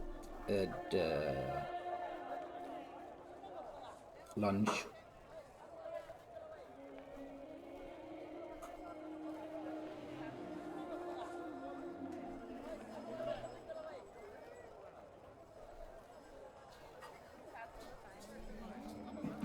So I don't want to put too much lines on the. Ooh, that was just became.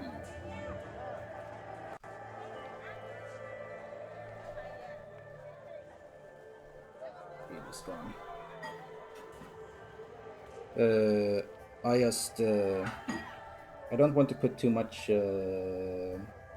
lines into the dragonfly's wings here. So I'm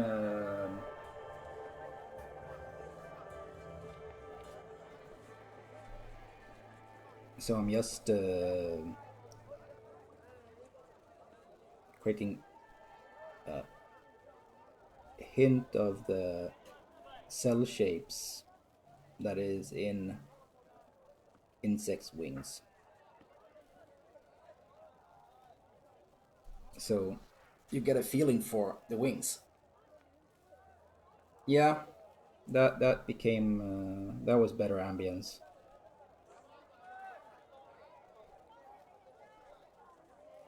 It's Sirenscape. They do sound assets for that you can use when you tabletop RPG,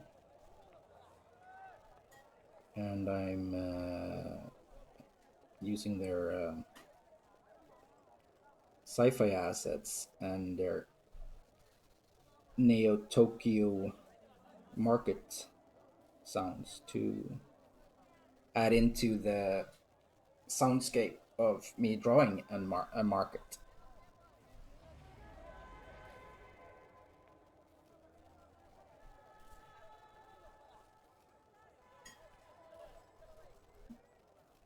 And when you do this here like this, putting in texture and shadow,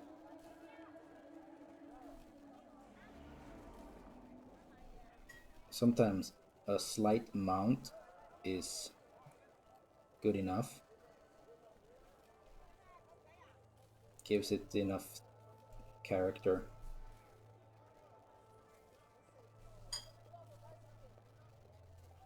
And sometimes you want more. Depends where it's in the image also.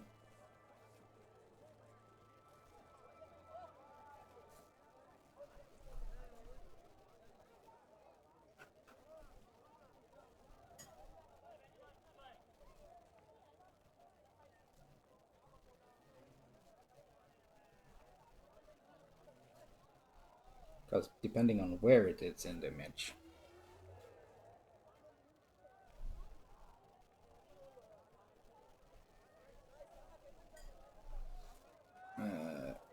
You might want to do some fill out, or you might want to leave stuff vague.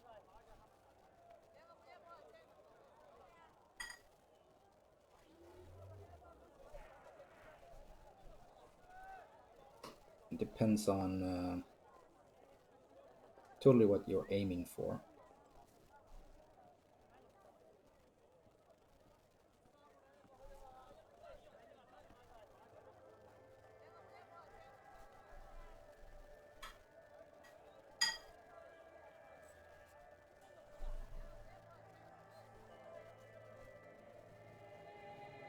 And when I do this, I tend to not have a certain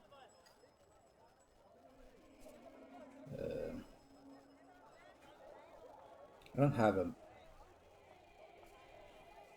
a pattern. I just start and putting in details throughout the image, filling it out, and then I know take a step back and look where it's missing and try to remember what's supposed to be there and how much detail I want on it.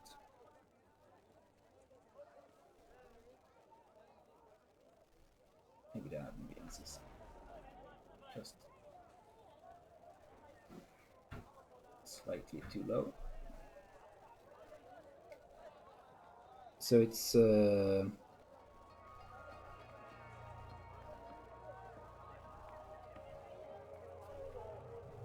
what you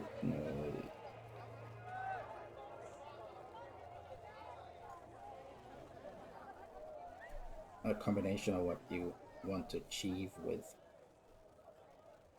what you're doing.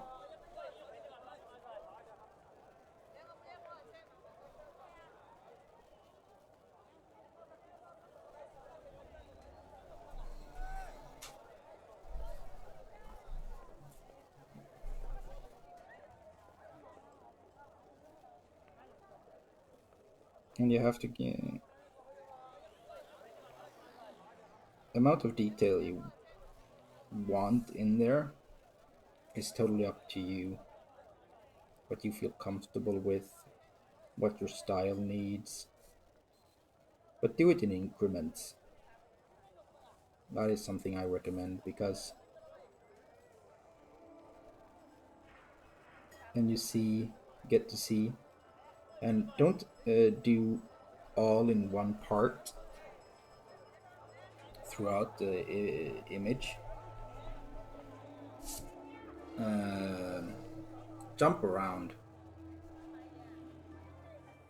because then you can get a feeling for where you need detail, because some places you don't need that much detail and others you need more, and if you do everything first you might have put too much detail in one place and it will be very cluttered when you try to put it in any other place. So that's just a quick heads up. And remember where where the light is coming from, partly. That is important. And if things are hidden, what they're hidden by, does the light end up on something?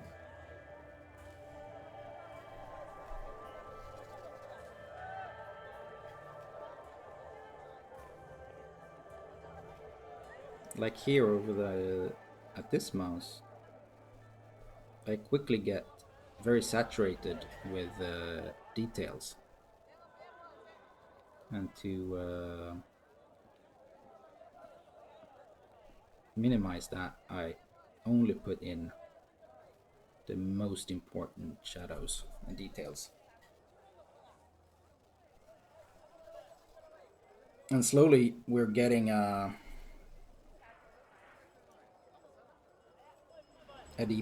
deeper image emerging with details and shadowing.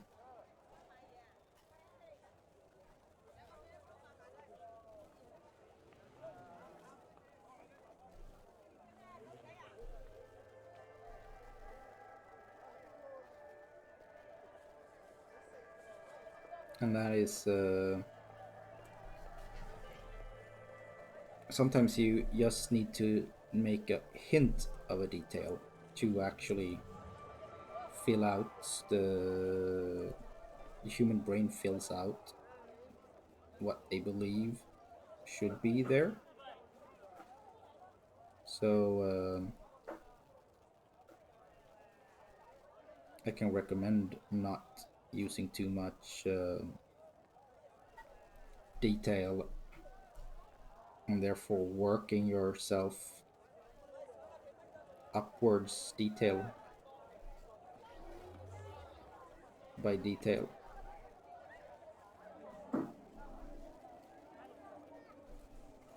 And editing and then taking a step back to get a feel for where you need more detail.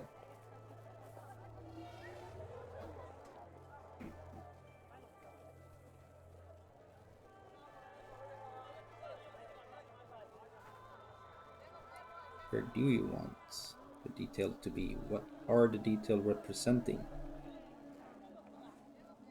Just shadows or texture or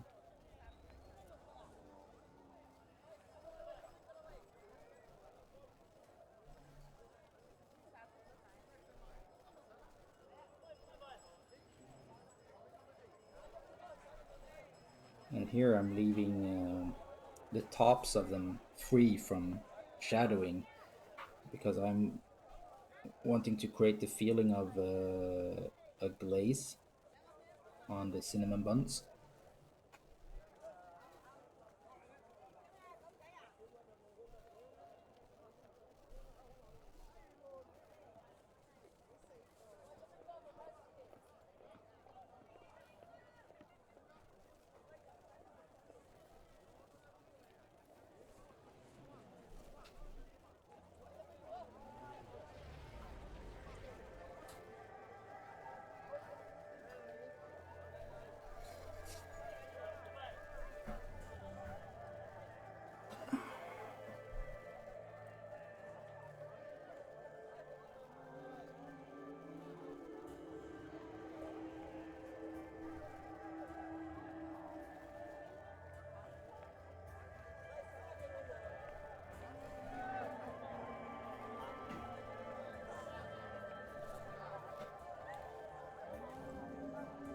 And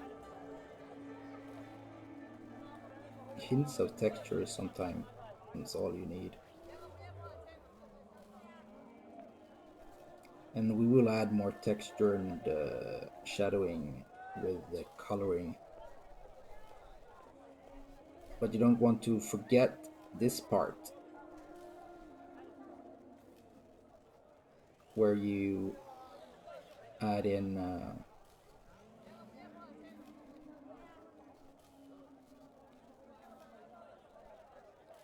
details that gives you a deeper feeling of the shape. You don't have to follow the lines of the shape you want to create if you know where to put the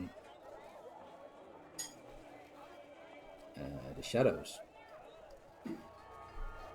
Then you don't need to have the right directional lines. You can have them go in different directions.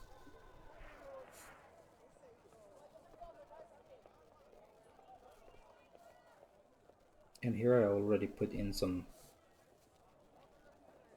wicker baskets texture, so I'm trying to add as little shadow as possible. Do not oversaturate. And here I want to put in some shadowing, but I want to keep it down a bit because there is already a lot of lines. And same here. I'm just going to do some outlining and shadowing here to give it some sort of depth to the parts that I am trying to represent and fill out.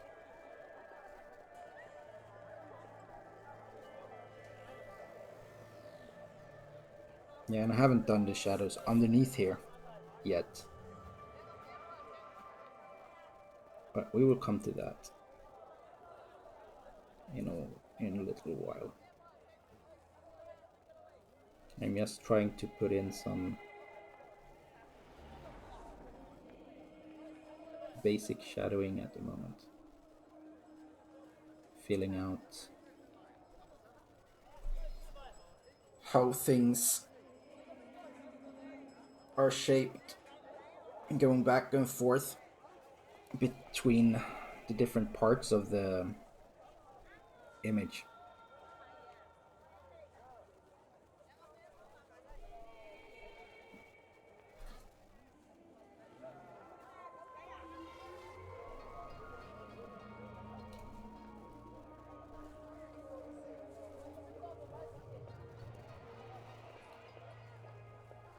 I hope you guys have something planned for the weekend. It doesn't have to be any special, but it's the weekend. Plan something. A sofa rest with a good movie, a car ride to somewhere, some extra sleep maybe.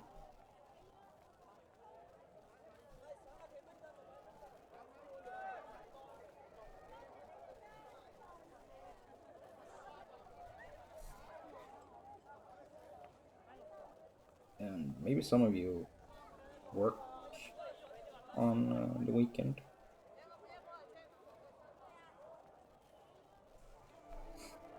Then, yeah, then you plan that and try to enjoy yourself. Because life is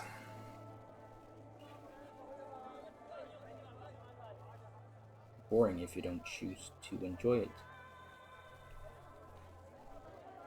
Right?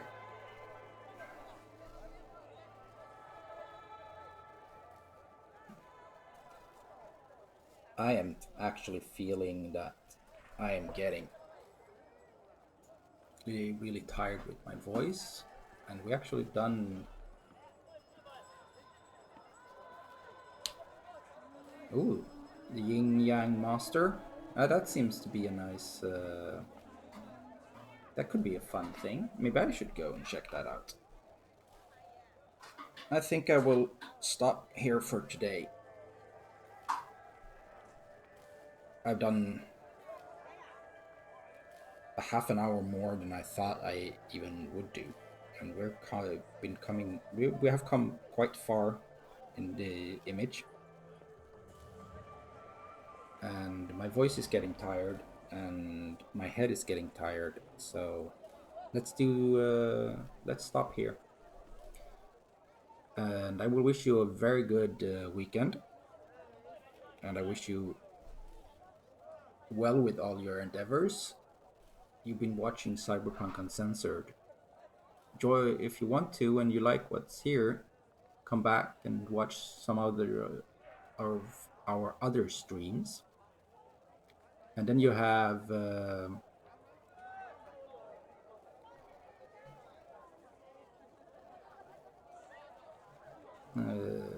and if you want to follow, yeah, have a good day, good villain. It was nice talking to you.